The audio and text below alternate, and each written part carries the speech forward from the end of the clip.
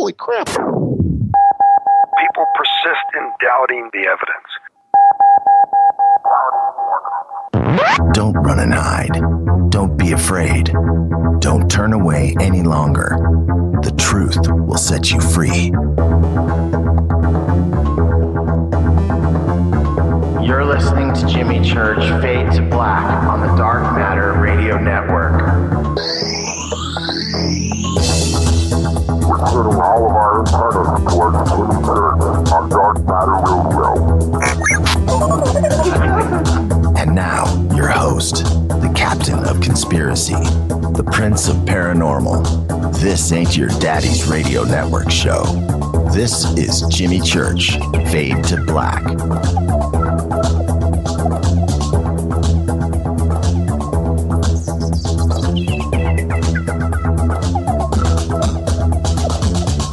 All right, let's go. Let's go. How you doing?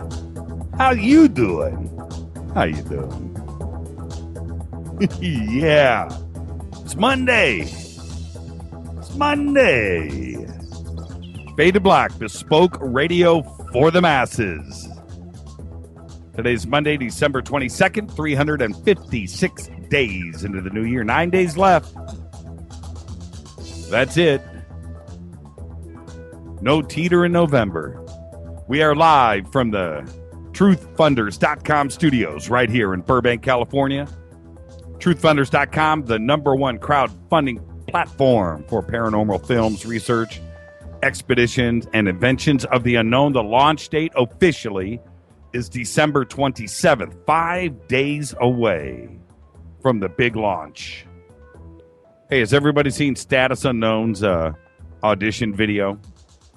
You got to go peep that out. Let's go over to faders.org. For KJCR and the Dark Matter Radio Network, I'm your oh so humble host, Jimmy Church. This is the season. This is the season. Is everybody being nice to your family? Unusually nice. I am. Love Christmas. You know, it's funny. Our generation, there would be no Christmas if it wasn't for Charlie Brown. Think about that. Big salute to the proud men and women in uniform all around the world. It's going down. It is. With North Korea. Oh, man, they're getting a taste. If you think about that. Get to all that in a minute. I'm in a great mood. How is everybody tonight? Frater X. That's right. Frater X will be with us. Like one of the producers had sent out just in time for Christmas. The Illuminati, Freemasons, New World Order, MK Ultra, all of that. Christmas gift to you. All right. Faders.org. Hung out this weekend. Fader Cinema. Faders.org. Become a Fadernaut. It's free. It's fun. You get bragging rights. Become a Fadernaut today. Just go over to faders.org. And, you know, it shows you how little I know about what's going on at Faders. I go over there every day. I didn't know what it took to be a Fadernaut. I kept seeing the tweets. Dude, somebody send me the code. I need the code. I'm like, what is everybody talking? You guys have all this secret handshake stuff, don't you? You just don't let anybody in to the Fadernaut world. I mean, I guess that's what's going now. It's all mysterious to me. It is. I'll send you the secret code. Really? You guys have a secret code to get in? Wow. It is a privilege. But there's no yahoos. That's the beautiful thing. I will say that. Bear wants me to say poop. Why do you want me to say poop? You're the guy that says poop all so well. Wow, I'm fired up. We got a lot to get through tonight before we get to Frater X at the bottom of the hour. So much crazy breaking news. But you know what? I'm in the mood. It's Christmas week. Can you believe it? We just made the announcement right before the show. Yes, tomorrow night, Micah Hanks will be with us in the first hour, followed by David Wilcock will be joining us. That's right. Another Christmas gift tomorrow night. Micah Hanks, in the same night, Micah Hanks and David Wilcock. I hope frontal lobes don't explode tomorrow night. That's a lot of excitement for one evening. And tonight, Frater. Maybe we can get Mater in on the show tonight. Oh, by the way, Frater X tonight will be Frater X, whether he likes it or not, because he's now been welcomed in to the Fader Not community. Thank you, everybody, for saying hi to him. Twitter's already on fire. I am in a great mood. It's just going to be great. And I do want to take phone calls tonight. I'm sure that Frater would love to do that. I've been reading his book all day today. Wow, is all I have to say. His website, well, one of them is fraterx.blogspot.com. You can go over there and check everything out. And enough of that. We'll get to all that here in a minute. Yeah. Follow us on Facebook, jimmychurchradio.com. That's where most of the breaking news happens. Of course, the website is jimmychurchradio.com as well.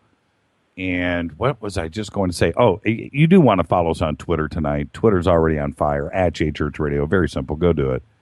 Hashtag DMRadioNet. I know I say it every night, but it's important because it runs in sync with the show. If you have questions, if you have anything, you want to talk to the other faders, you want to talk to the other fader night, you want to hang out, it's in sync with the show.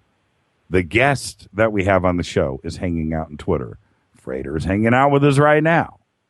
All right? So that's what you really, really want to do. @JChurchRadio. Very simple. Hashtag DMRadioNet. Get yourself some TweetDeck and light it up. We will open up the phone lines tonight, 323-825-5045. And we'll be taking your calls. You can email throughout the show, Jimmy@jimmychurchradio.com. All right. You can also go over to our website, jimmychurchradio.com, and go to the contact page where we use non-NSA specially encrypted servers, and we do mean that. If you have any questions throughout the show, right there, hashtag F and the number 2BQ. F2BQ. Fade to black questions is what you want to do. Just get it to me. Make it good. All right. I'm ready. Let's get this show cracking. Let's get it cracking. Let's see. What do we got today? Guitarist Rick Nielsen of Cheap Trick is 68 years old. When was the first time you heard Live at Budokan? That is such a great record. Do you remember that? The first time you heard Mama's All Right? Makes you think of Fast Times at Ridgemont High. Where were you, man? Because that record, I mean, back to front. I've told a few Cheap Trick stories here on the air, and I want to do one now. I really do, but I'm not. Our dead guy's birthdays today. Are you ready? This is different. This is kind of weird. And as I looked, and I was like, wow, this really? Is this right? Because I didn't know it. Our dead guy's birthdays today are Robin and Maurice Gibb of the Bee Gees. That's right. Twins. I didn't know that. And I was looking. Maurice died first. He died in 2003.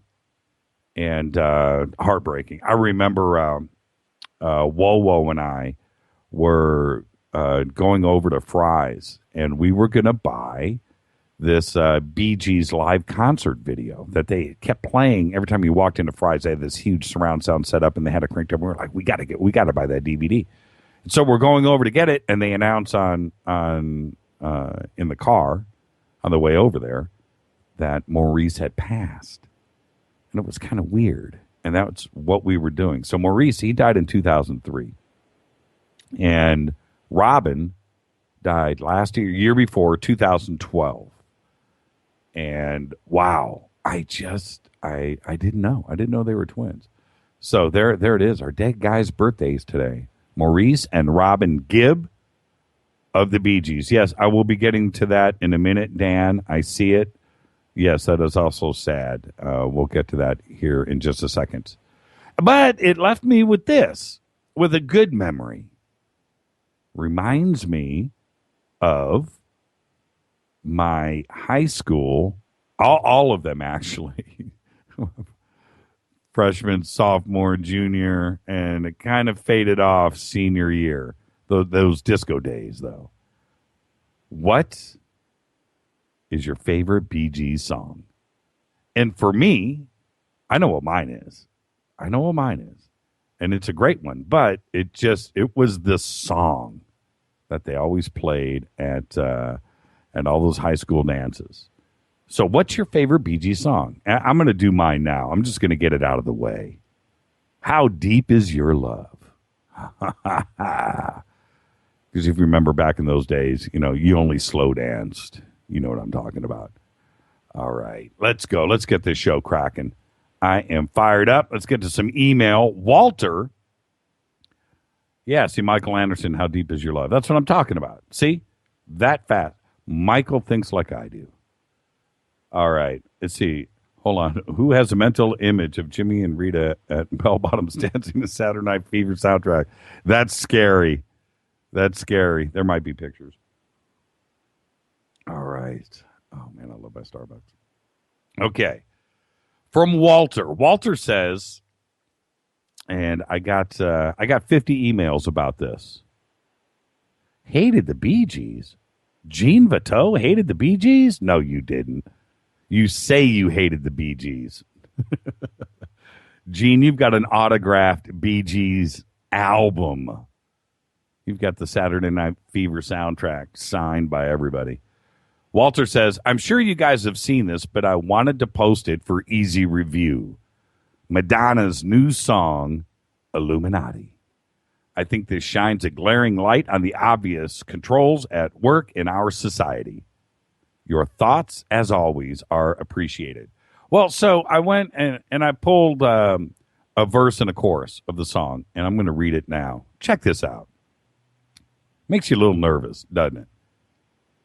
It's not the pentagrams or the witchcraft. It's not triangles or stacks of cash, black magic or Gaga, Gucci, or Prada. Writing on the golden calf. What? What? Who is writing the... Okay, anyway. Okay, let me get to the chorus. The all-seeing eye is watching tonight. That's what it is tonight. Truth and the light. The all-seeing eye is watching tonight. Nothing to hide. Secrets inside. It's like everybody in this party shining like Illuminati. Now, we all write what we know, right? Girlfriend breaks up with you, you write a song, right? Boyfriend breaks up with you, you write a song, right? That's what it's all about. You write what you know. So who is writing this? That is disturbing. The words are correct. The references are correct. Makes you nervous. This email came from Pantea from the French Riviera in France. She says, fantastic year, humble and smart. Literally, smart. I consider myself a long-distance fadernaut. Thank you for brightening my life. From the French Riviera, where it's all good. So, you know what? They got Fade to Black over there cranking it up every night, and somehow it makes life better in the French Riviera. I can't imagine that. But I got another email. I'm not going to read it. But somebody else from France, actually, who was doing a little complaining. And I was like, really? Really? That I wasn't interviewing any of his requests that he had sent in. And I almost responded back. Look, see this guest list of the last 3 months? Those are all requests. Okay, I can't possibly, when I get 50, 100 of these emails every single day, I can't. There's only so many days in the week, so many weeks in the year. I can't do everybody. I try, but don't take it personal. You can't. He went on to say in the email, too, you've had some people on 2 times, man. Well, look, it's the way it is. We'll eventually get to it. It's all good. Man, you got to love it. I'm ready. Frater X on the show tonight. Frater X tomorrow night, Micah Hanks and David Wilcock. I'll be back with the news you may or may not know anything about. Yeah, we're going to be talking about Joe Cocker. Don't you worry about that. Wednesday and Thursday, taking it off to spend time with family and friends. Merry Christmas. Happy holidays, everybody. I'll be back with some news right after this. I'm your host, Jimmy Church. Shoot me an email to jimmy@jimmychurchradio.com. Follow us on Twitter @JChurchRadio. I'll be back right after this. Stay with us.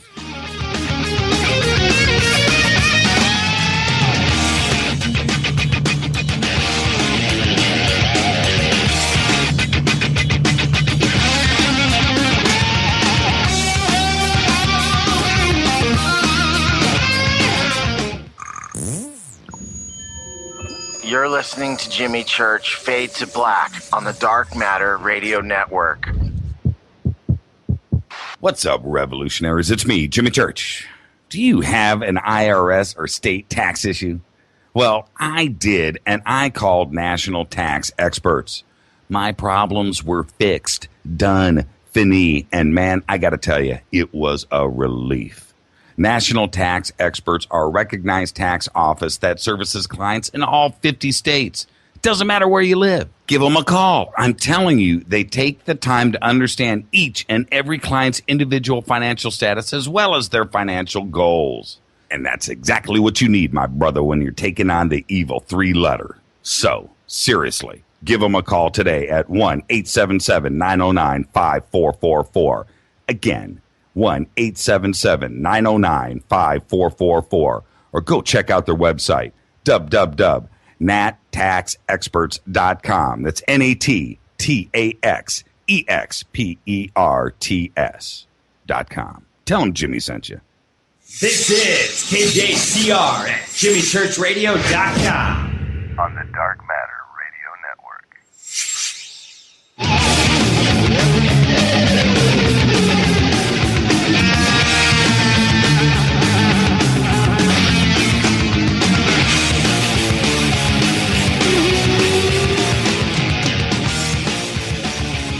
The Bee Gees are Gene Vito turned up to 78. Barrett. All right, Fade to Black. I'm your host, Jimmy Church, only on the Dark Matter Radio Network. Let's get this show cracking, man. I'm fired up. Frater X joining us at the bottom of the hour. Jimmy, as a Christmas present, I would love to hear you do David Childress impersonation. Oh, really? Oh, man. Peter September just said, yeah, still waiting for Teeter. You forgot again. No excuses. Oh, I haven't forgot. I haven't forgot. John Teeter. I ask you. I'll do some Childress later with Frater X. All right. I can't do it on demand. You know, it's got to be from the gut. It's got to just be inspired. And then it just flows. North Korea's internet goes down, way down. If you remember last week, what did I say? I think it was on Thursday night when all of this was heating up. You know what you do? You know how you whack those knuckles? Cut them off. That's what I would do. I would cut North Korea off. And so I did some snooping around today, found out some information. We'll get to all of that in just a second. But that's what you do. You cut them off. It can't be hard. Can't be hard at all. I mean, there's nothing going in and out of that country. I would imagine that there's probably one isolated a pipeline going in and out of that country. There can't be much internet traffic. It would all be simple and just cut them off. That's what you do. All right? Well, they were experiencing a major disruption over the last 24 hours. And the company Dine Research, who monitors internet traffic and performance and what's going on around the world, started reporting that things were trickling down to nothing coming out of North Korea, in and out. Okay, now we're going on 1, 2, 3, 4, 5, 6, almost 7 hours. No internet traffic. We'll see if it kicks back up. We're doing the show now. If somebody wants to tweet and give me an update, that'll be great. But it's as if North Korea just got erased.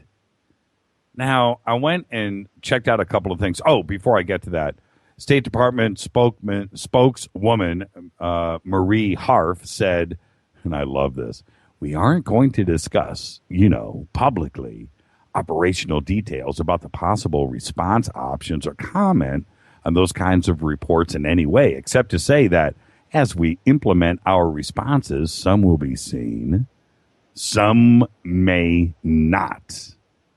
I love it. I love it. Almost the entirety of... Now, this is the thing. Hold on. Well, there are approximately 1,000 Internet Protocol addresses that route through the Chinese state-owned Internet service provider, Chinese Unicom. That's it. That's all there is. So I got to say, if you're good, if you're some kid here in the United States somewhere and you want to bang on North Korea, you've only got 1,000 addresses to hit. That's like a half hour's worth of work. And so who's to say if it's the State Department or not, or the NSC, the NSA? I don't know. But it probably is. I don't know. I really don't. But the timing couldn't be better. And I have, let's see, as of right now, North Korea is still in their room until further notice. That's from Mike Spatera. Thank you, Mike. Yeah, man.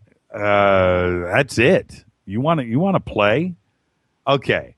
Experts say that there are 4 possibilities about what's going on. Oh, by the way, Renee sent me a really cool email right before the start of the show, so we'll fire up Twitter here in just a second.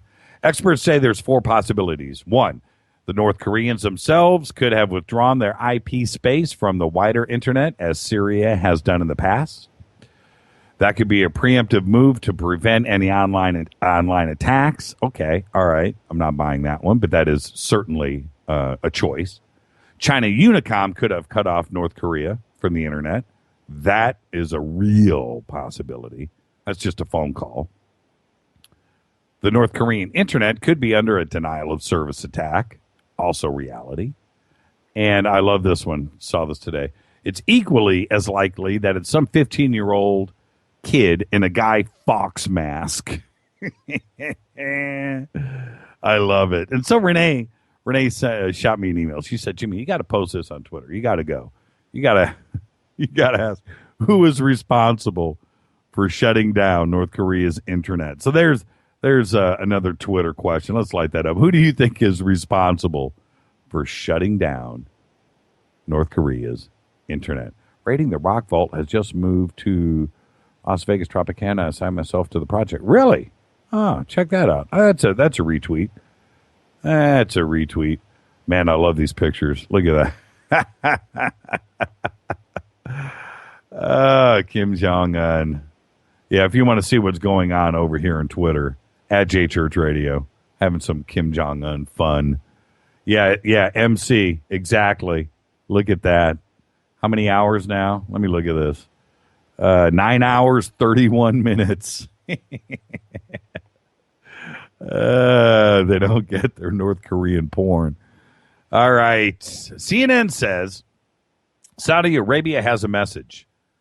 And that message is, we will never cut our oil output. The Saudi oil minister, Ali Al-Naimi, said he wasn't conspiring to take out rival producers by driving down the price. I saw the interview myself. So here are a bunch of quotes from the interview. He said, these rumors or whoever generated them is completely mistaken, end quote. He also went on to say, we are going to continue to produce what we are producing. We are going to continue to welcome additional production if customers come and ask for it. He went on to say, there is no effort against anyone in the international oil market. There are no conspiracies against other countries. Yeah, just read through that, right? He went on to say, if they want to cut production, they are welcome. We are not going to cut. And certainly Saudi Arabia isn't going to cut. That position will hold forever, not just 2015. They love that money. They love that money. They're not cutting production. What, the prices are down? They're a half. They're going to be a third soon of what they once were. And the only way to keep the money flow going is to keep production up.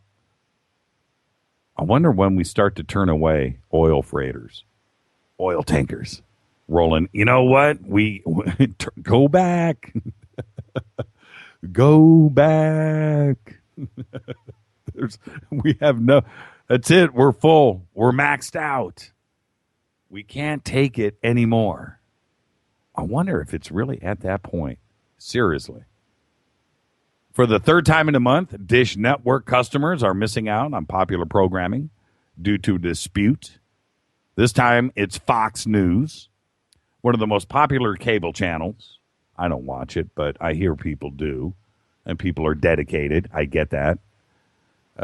Fox bothers me. No. I watch it from time to time, but only when I go to Fox, when something breaking is there, and I just want to see if Fox is reporting the same thing that CNN is, MSNBC, go to your local news, jump around BBC, and I'm looking to see if they're quoting the same line.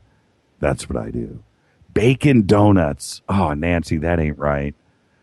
That ain't right. Colo Bell, Saudi Arabia has $3.5 billion in reserve. Really? What are they doing? I mean, is everything just full? Thank you, Colo. Thank you for that. That's why you hang out on Twitter, everybody. Shoot me the headlines. I'll read. That's what I should do. Just feed me the headlines. I'll just read Twitter in real time. All right. Craig Ferguson. Oh, let me get back. What was I doing? The blackout comes 1 month to the day after CNN and other channels owned by Turner Broadcasting returned to Dish's lineup. That disruption lasted for 1 month. They peed all over each other and finally settled it. But also, just recently, CBS was cut for about 12 hours from Dish. And now Dish is dishing it out to Fox. We'll see how long this lasts. Doesn't really hurt me. I don't know if it hurts you. I don't know. Do you guys watch Dish? Who's a Dish customer out there? You know what I want to get? I want to try that Chromecast. Anybody out there? No Jimmy for Kimmy? Barrett. Does anybody Chromecast? How is that? I read some reviews, some not so good, some really great. And what was I watching last night? I found Crackle. Last night I was watching Crackle, a documentary on Kaz. The guy that did Gran Turismo for Sony PlayStation. Really cool documentary. Crackle. Crackle's pretty cool. You got to put up with the commercials, but it's free. And it's high def, man. Looks really good. Bob says, I have Dish. Does anybody Chromecast? I use Roku. Yeah, there you go. Craig Ferguson has ended his run as the host of the Late Late Show on CBS. Kind of bummed me out. That was a little jewel of network television. Was over there for quite a few shows, even when Craig Kilborn was doing it too as well. But Craig Ferguson was a little bit different and a little bit outside of the box, and I dug that show. But that's it. 10 years he's done. And also today, singer Joe Cocker passed away. Yeah, that's right. Hits included You Are So Beautiful and Up Where We Belong. But you know what? The one thing that puts you up there forever is when you get parodied by John Belushi. And really sad. Joe Cocker died today, 70 years old. His London-based agent, Barry Marshall, said that Cocker died today of lung cancer in Colorado, where he had lived for the past 2 decades. And with that, I'll leave you. Joe Cocker, man. Just an amazing talent. Seriously. There you go. 70 years old. He's in a better place. This is Fade to Black, only on the Dark Matter Radio Network. I'm your host, Jimmy Church. That's it. Frater X. Right when we come back off of the break, I'll be back right after this. Stay with us.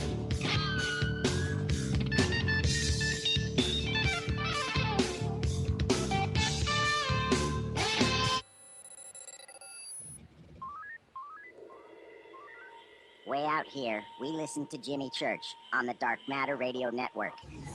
Dark matter. Dark Matter, Dark Matter, Dark Matter, Dark Matter. You're listening to Fade to Black On the Dark Matter Radio Network. ¿Qué tal, mis amigos? Yo soy Mario Carson, el tiburón, y los invito para que escuchen a mi buen amigo Jimmy Church Radio. ¡Claro que sí!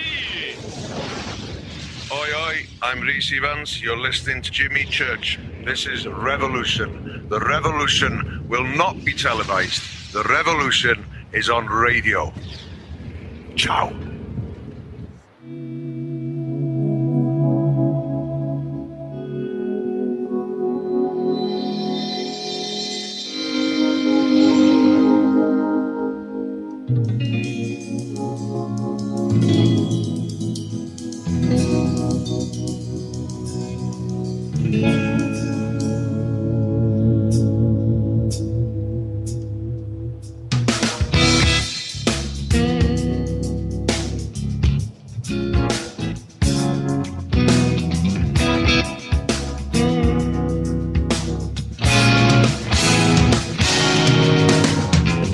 Welcome back. Fade to Black, only on the Dark Matter Radio Network. This is Bespoke Radio for the masses. Shoot me an email right now, Jimmy at jimmychurchradio.com. Follow us on Twitter at jchurchradio.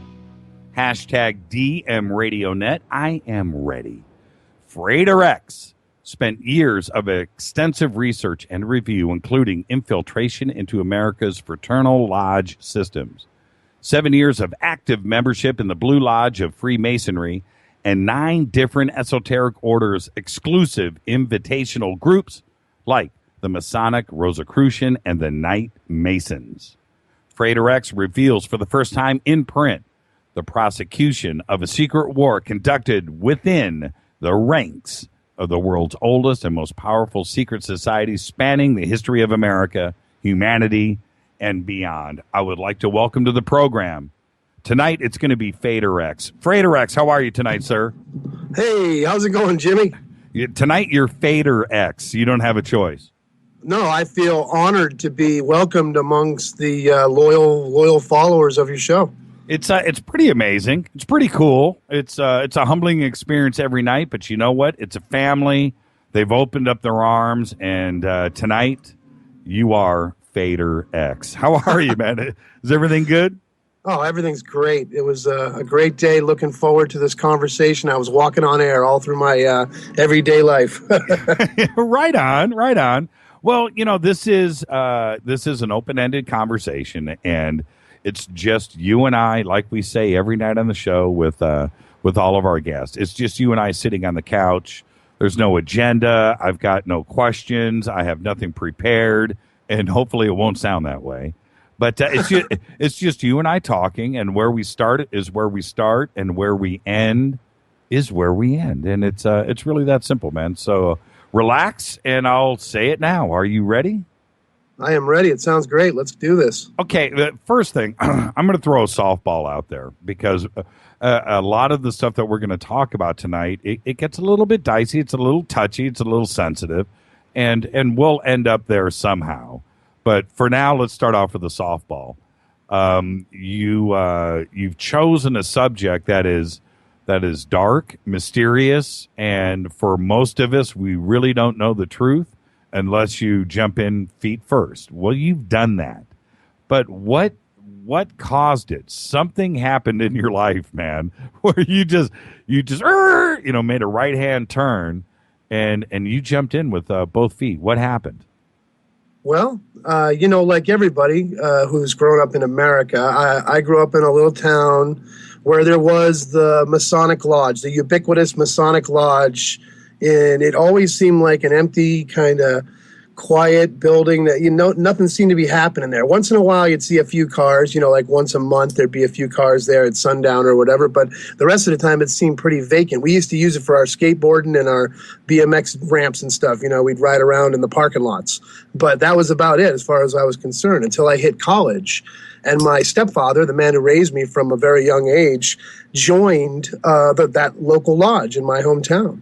And at the same exact time, a series of synchronistic events, a series of synchronous events occurred that didn't seem like much at the time, as often does. A subtle pattern of events kind of forms. But looking back, it was amazing how everything kind of lined up. But him joining the lodge and then having a couple of conversations with a few close friends with regards to things not being as we thought, as in everything is wrong, the disinformation of the mid-'90s, where people that I was hanging out with were starting to realize, in the wake of things like the JFK movie and several real-life incidents that occurred, the Unabomber, the OJ trial, the burning down of Waco, the explosion of Oklahoma City, the explosion of the WTC, these things that pretty much started to, it's like almost like a social inoculant in all of us who were open to it, who had put our fingers on the pulse of what was going on in America. And I read the Unabomber Manifesto, by the way, in college. So I was very intrigued because so much of what this supposed madman was saying in this document I found compellingly, convicting of our culture, and of the direction we were going in. So that left me wondering. And then, like I said, a friend of mine suggested I watch the movie JFK, and I wasn't really into movies at the time. I was a philosophy major and a comparative religious studies minor, so I was focusing on the books. But he said, have you checked out this movie? Because it seems like there's a lot more going on there. Being born in 1970, Jimmy, right. I was outside of that loop, and I sort of just took the media's whatever they kind of spoon-fed us as kids, about what happened in the JFK scenario. All of a sudden, this guy named Oliver Stone comes out with a movie which opens the door to all these unresolved questions surrounding the assassination. And that just started the floodgate going. With my father joining the lodge, I was immediately suspicious. I started researching everything I could find out. And, I found out a lot of negative press that a lot of people have also gathered. But at the same time, I started to find some positive things. For every negative source, I'd find several positive sources that pointed to another side to Freemasonry, something more. You're not talking about like pancake breakfasts. Exactly. Okay. Not the usual Meet the Masons night over at the local lodge. Right. There was this other aspect, what lies beneath. And what it was I found was this relegated to the hidden and repressed, the occulted knowledge of Western tradition. And it lined right up. Being a philosophy major with comparative religious study minor, I was starting to realize that a lot of what we had been taught growing up was not what, there was a whole other world out there of philosophical ideas and a whole other world of spiritual approaches to reality.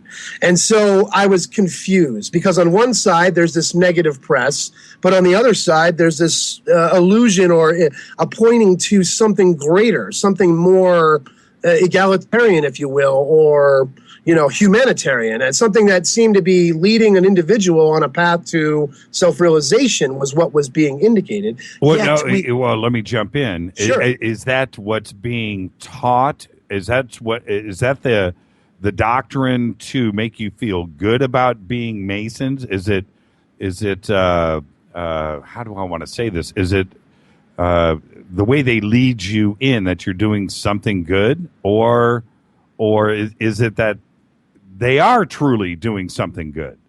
How do they keep you constantly moving forward and drawn in? Well, I don't want to get ahead of ourselves, but that's a great question, and I think that what we have is with many voluntary organizations today, they are desperate for membership, Jimmy. Sure. So they're going to do anything they can. In America, the voluntary organizations are suffering the loss of membership at an astronomical rate, and so they are just falling over themselves to accommodate new members. That's a given. But putting that aside, then there's always the usual recruitment tools. You always paint a picture of something as wonderful ahead of time, trying to inspire people to join. But what I've found with Freemasonry and with all the appendant orders connected to it, oftentimes you don't know what you're joining until you're initiated. And probably not even then, too, as well. That's right, okay. Because there's compartmentalized information. Yep. Totally.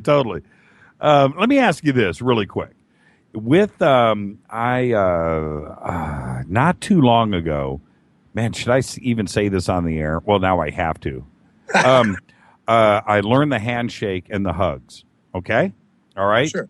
Now, and it kind of freaked me out. Now I'm waiting for the time that I get the handshake from somebody that I don't expect. Oh, holy crap! Right, and I'll send it right back. But it hasn't happened yet.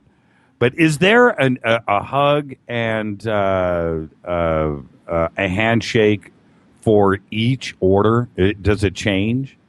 Yes, and there's actually several within each order, because each order in rite is usually composed of several degrees. That's right. And when you get before I give it away, and I'm not going to, but yes, I learned the 3rd degree handshake and how that changes, and you know what I'm talking about. So I did learn that, and I thought, well, but what if I was a Knight Mason? How would it? So there is an actual hug and handshake that is different for each order. Yeah, not all of them have hugs, first of all, and there is a different handshake or what they call a grip for each. And there's also a word. There's a word to say, yep. And there's a sign of recognition too, which usually is indicative of some aspect of the degree, usually related to the symbolic punishment for revealing the secrets of the degree. So, for example, with like the Royal Arch degree, you often see the old 19th century Knights Templar and a lot of other like famous Confederate soldiers and government officials. They'll be holding what looks like Napoleon, with the hand tucked into the shirt. That's a Masonic that's a sign of recognition. Right. So those people are actually letting everybody know that they're that degree of Freemasonry. So that's what Freeman, our good friend, Freeman Fly from FreemanTV.com was on your show, and he talked about you can stand in a certain position, 90 degree angle in a room with a group of people, and you will be indicating to the people what level you have progressed in Freemasonry. Yeah, be checking everybody's feet out. Hey, but let me ask you this. What if somebody shot me the handshake, right, the grip, and I do it back, and we do the word, maybe even we throw a hug at each other, and then we start to talk, and he goes, hey, man, I didn't know you were Mason. And I go, I'm not. But you just did the hand. Do I get taken somewhere and I guess it depends beat on up? the jurisdiction you're in, buddy. Do I disappear? Well, it depends on the order you're dealing with and what handshake or gang sign, as I say, you threw down. I won't tell you how I found out, and I'm not going, and I will respect their privacy with all of that. There's no reason to go into it. But I was pretty surprised at the simplicity, but it's also spot on the money. You will know straight out really quick who is who. Well, let me just throw out there, Jimmy, too, just for the educational aspect of this. One of the main aspects of the signs of recognition, especially in colonial America, which is really the focus of my book, The Secret War Inside Freemasonry, is I deal with American Freemasonry and the histories of its development here. And in colonial America, if you can imagine, right, these little towns and villages rise up and lodges would form, and brother Masons would be the local Masons that would form a lodge. And they would take care of each other. You take an oath as a Mason to fly to the general relief of a brother Mason who's found worthy and makes application to you for help. So in a small little colonial village in America, the Masons were known to help even people outside of lodges. But also, if you were an itinerant man traveling through and you said you were a Mason, you could go down to the lodge and petition them for assistance, right? So anybody could do that without a sign of recognition as a security device to prevent imposters from trying to reap the benefits of being a member of the fraternity. And that's one of the good sides. That's one of the good sides. And I'm with you on that. And, and especially back in the old days, where there's not a Holiday Inn Express, outside of town. Sure. Right. And you rode in on your horse and it's raining outside and you've been riding and your butt hurts and you need shelter and food, you could count on your fellow Masons. And that's kind of where the whole philanthropic, charitable aspect of Freemasonry really began. And that was all well and fine, but it's sort of evolved, especially after the infamous Morgan affair of the 1820s, which occurred, by the way, on September 11th. William Morgan disappeared, was abducted by fellow Masons.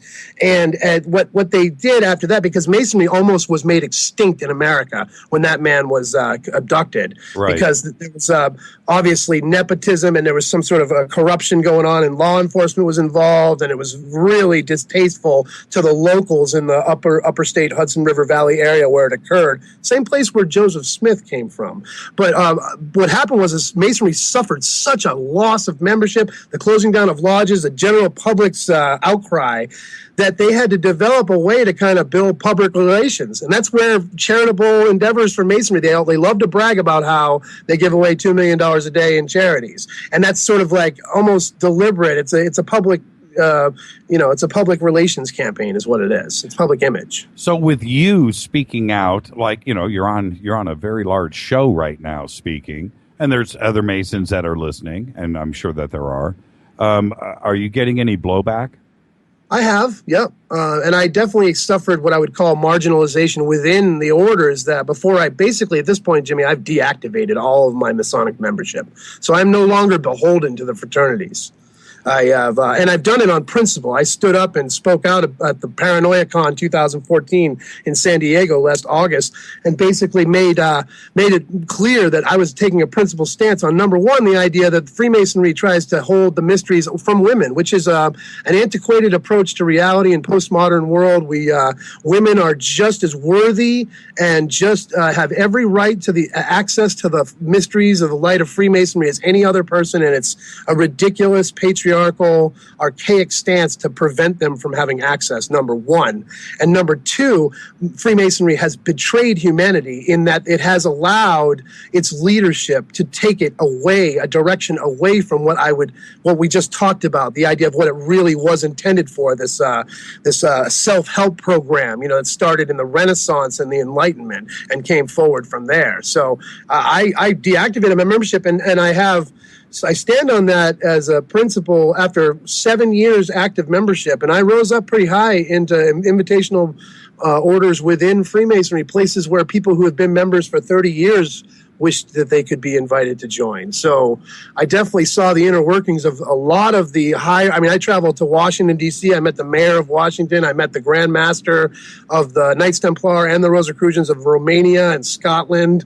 I met Canadian Rosicrucians and Knights Templar. And so I've talked to, and I also met S. Brent Morris, a very famous Freemason you always see on the History Channel and the Learning Channel. Whenever they want to talk to an expert, they talk to S. Brent Morris, 33rd degree Scottish Rite, which in and of itself I have a huge contention with, because one of the biggest secrets that I'll reveal right here on your radio show tonight that comes right straight from my book, and it's a big, giant 900-pound gorilla in the lodge room, is that the Scottish Rite is not Freemasonry. It is not a part of the Freemasonic system. It is a pilot fish that has attached itself to the body proper and has taken over the leadership and now represents it. Everywhere you look, you always hear from a 33rd degree from the House of the Temple. Right. And that is completely illegal and out of order, I would propose. And any Mason listener wants to contend that, please, I welcome your proof otherwise. Why would you say that?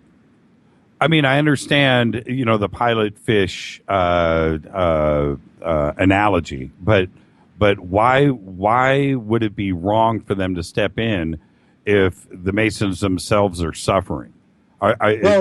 Isn't that why they are doing it? Well, I would contend that they are partially responsible for the suffering in Freemasonry, because what they've done is they've counterfeited the knowledge that is contained therein and misdirected the membership and redirected everyone's emphasis in other ways that I would say that are incorrect and invalid. They've actually developed a counterfeit Masonic education that repackages and represents to the world a history of Freemasonry that's false.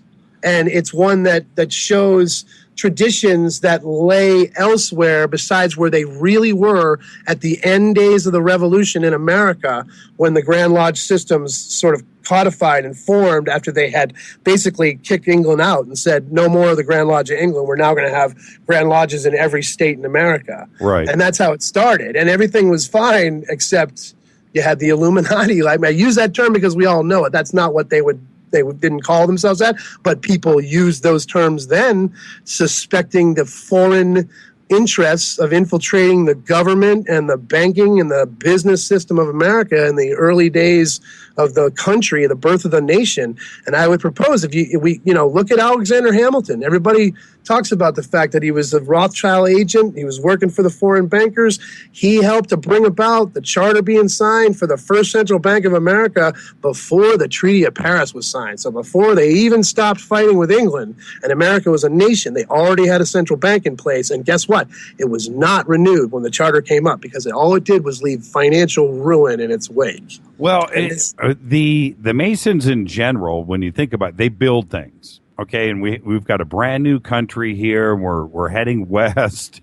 We're violating everybody that was here before, but that's for another show. But they built things, and towns needed to be built. Town halls needed to be built. Everything was moving west, moving west, moving west. Well, who better to have at your disposal than a bunch of Freemasons? Because that's what they did. They built things, and that was good. When did it? Well, I'm assuming that it was a great thing to have happen. When did it start to go wrong? When did the haywire start? Well, let's talk about how it all started. What we have is, in the days of the Renaissance, when the church was thrown out of England, when Henry VIII throws out the church, right? He creates his own religion. He puts himself in charge. He sets up a new form of Christianity, Protestant Christianity in England, the Church of England.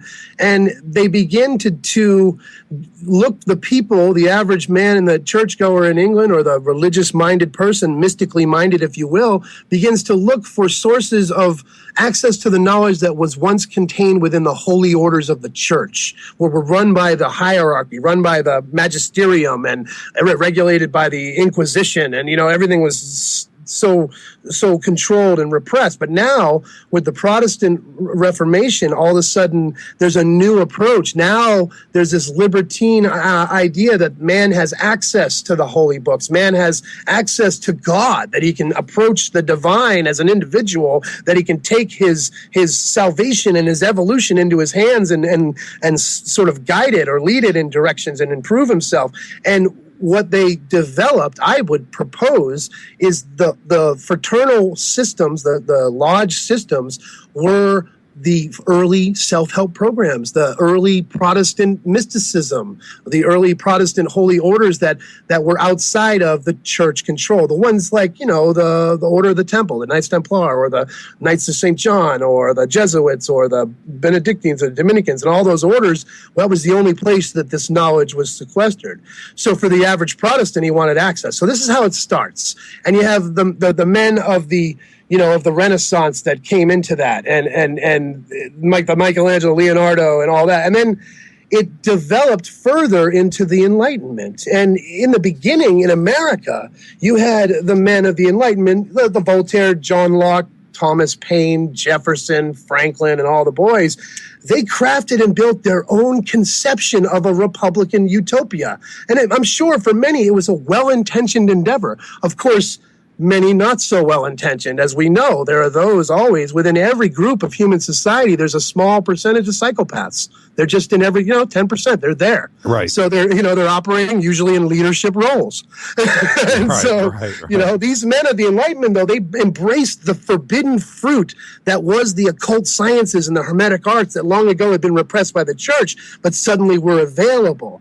And this evidence, this wisdom was still intact. And the Western soul, the Western consciousness of this man of the Enlightenment, he had that in him, this urge to know these things. And so these modern alchemists of the Enlightenment, they invoke the majesty of human achievement through the porticles, through the pillars and the pyramids and the columns and the rotundants and all the things we see in Washington and all. They were harking back to the ancient times, to the golden age when humanity built all the wonders of the world, raised the temples and the magnificent palaces of splendor and power and delight. And they wanted to, of course, that was always, driven on the backs of the masses of oppressed and enslaved people, right? But still invoking that sense that human potential was limitless. And this is what they sought to inspire in the citizen of America, the onlooker walking down the road. And in many ways, it worked.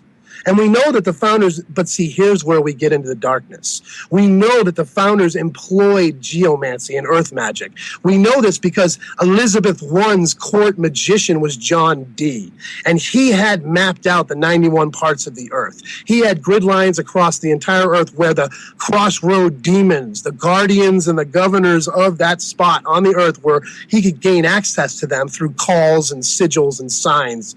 And so I propose that when Walter Raleigh, being sent by Elizabeth to the new land, when he showed up, he could quite possibly have had charts from John Dee with him, and he could have had ancient European grimoires. And John Dee could have said to him, hey, look, say these few words and draw this symbol, and, this will seal the deal, if you will. And we know from talking to people like Ross Ben, a very amazing researcher from the Philadelphia Waterways region of Old Town Philly, that there was 7 or 6 grid lines, ley lines that crisscrossed right on the very spot that they call Mystic Mound, where Ben Franklin built the Art Institute or the Art Museum. It's that scene in Rocky where he runs up the steps and he's jumping up and down. That's the Mystic Mound of Philly, where the 6 earth ley lines all crossed, and the Lenape, the ancient tribe that came from the Algonquins, the Lenape people said that anything that was commenced on this spot right here would have the full participation of the earth.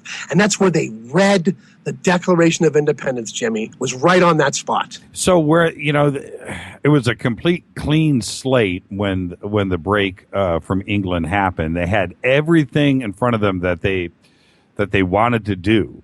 So you're suggesting that they conspired where Washington, D.C. was built, where the streets were built, Philadelphia, Boston, and so forth, where this was actually premeditated? I think that they definitely had, power spots in mind, that there were geomantic-minded individuals that were traveling with the colonists, traveling with the plantation fathers. And I think that they were grid builders, that they knew if they built these places. Look at all the presidents who have mounds as their homes. Right. Monticello, the little mound, you know what I mean? Mm-hmm. The Hermitage, Mount Vernon. All the different presidents built their homes on mounds. It's not a coincidence. No, right? It's not. No. Washington, Monticello. Right, and there were thousands of mound spots across America, and you find oftentimes in cities and states across America, they utilize the mound in the general landscape construction of the area, the architecture, and so I would propose that they knew about this, and it's not a new thing. Remember, 1,000 years before, the church conquered the European tribes in the same way.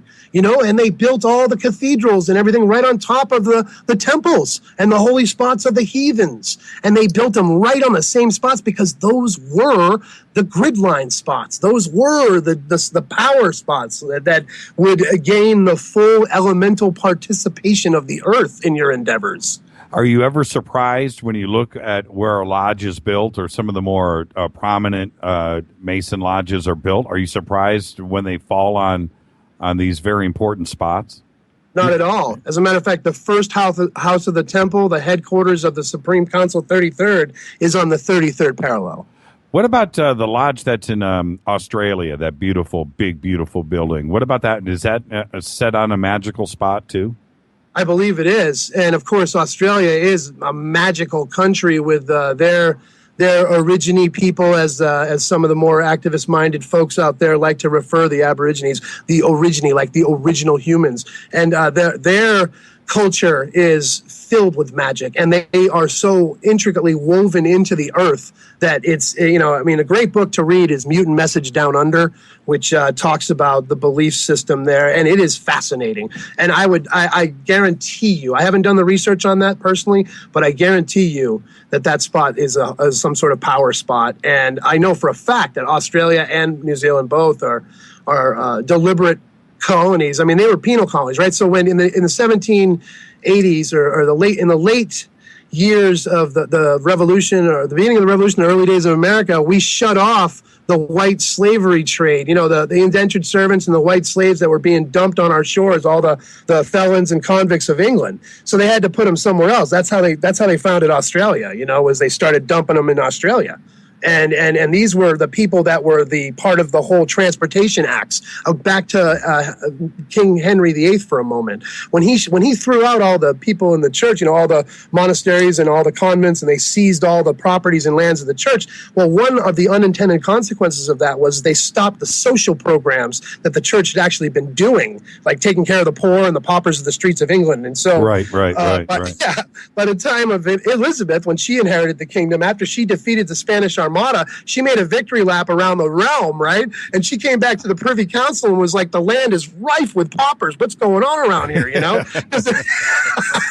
They're just like all over the streets, right? So what they do, that's when the Transportation Acts were born. First, they changed the laws, which recognized what a real trade was, made anybody like you and me, like stand-up philosophers and stuff, all of a sudden we're vagabonds and we're open to felony convictions, and we can be found guilty of vagrancy and shipped to the colonies at the will and pleasure of the Privy Council. And that's how they rounded up the paupers and just shipped them off to the colonies to work the mines or work the fields, especially the Chesapeake plantations that were growing that awful crop. It didn't work out so well for her, did it?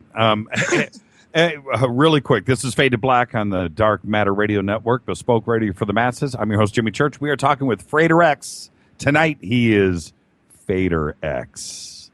I've got a bunch of questions here that I'm going to, before these get behind me on Twitter. This first one, these are just really quick.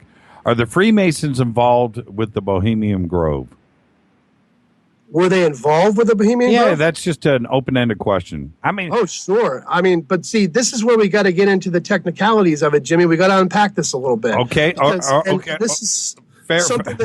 Fair. We'll come back to it then. But I thought that was an interesting question. Next, is it true that America was established as a continuation of the Holy Roman Empire via the British colony fake revolution? Wow. Yeah, that's heavy. That's a heavy one too. I mean, gosh, my first knee-jerk reaction is to say no, not the Holy Roman Empire, more like the Empire of Britannia. The idea of that world global superpower that, again, the court magician John Dee saw and used the Queen Elizabeth as the herald of it, as the flagship for that world global superpower that Britannia became. Next, what is the symbolism of with the Kaaba and the Fez? Oh, the black stone. Huge Kabbalistic symbolism there. The idea is that at the beginning, the Big Bang for the Kabbalists, in the Tree of Life and all that, is it's a cube that pops. Okay, the cube pops open. If you can imagine a paper cube, a three-dimensional cube piece of paper, and if you opened it up, it would be 4 squares with 3 squares across, like a cross. That's how it would unfold, a three-dimensional cube. And so that's the symbolism there is 3/4. That's spirit overlaid across matter, balancing it, just like the square and compasses in the Freemasonic symbolism. Right. The square measures matter. It measures the 4 corners of the earth. The compasses creates a circle which goes on and on forever, like spirit. So when you lay the compasses on top of the square, you're now balancing matter with spirit. And that's the sacred union, the marriage of the opposites, the as above, so below. And in the same principle, the square, the cube that pops open, you have the 3 squares and the 4. So the 3 across and the 4 down, like a cross, it represents that same thing, the balance between matter and spirit. Wow.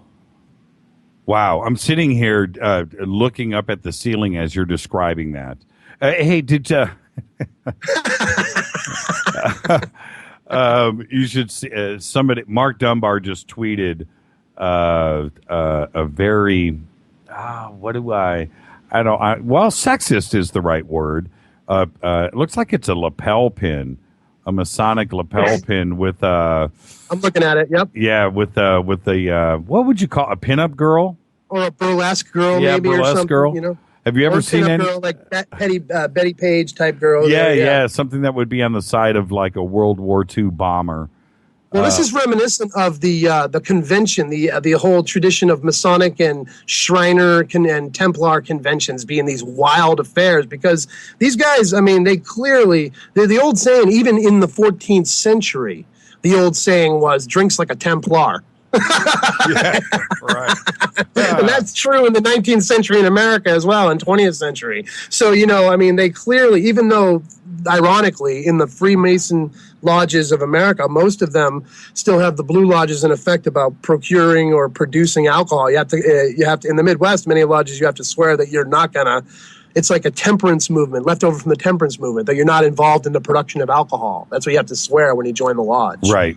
So, but yeah, the woman on the square there, I think she's reminiscent of that, of the whole wild convention times where a man would go and like be unfaithful to his wife and run around with fezzes and the jester gang and everything, and all the crazy drunken revelry, right? So when you joined, were you were invited, correct?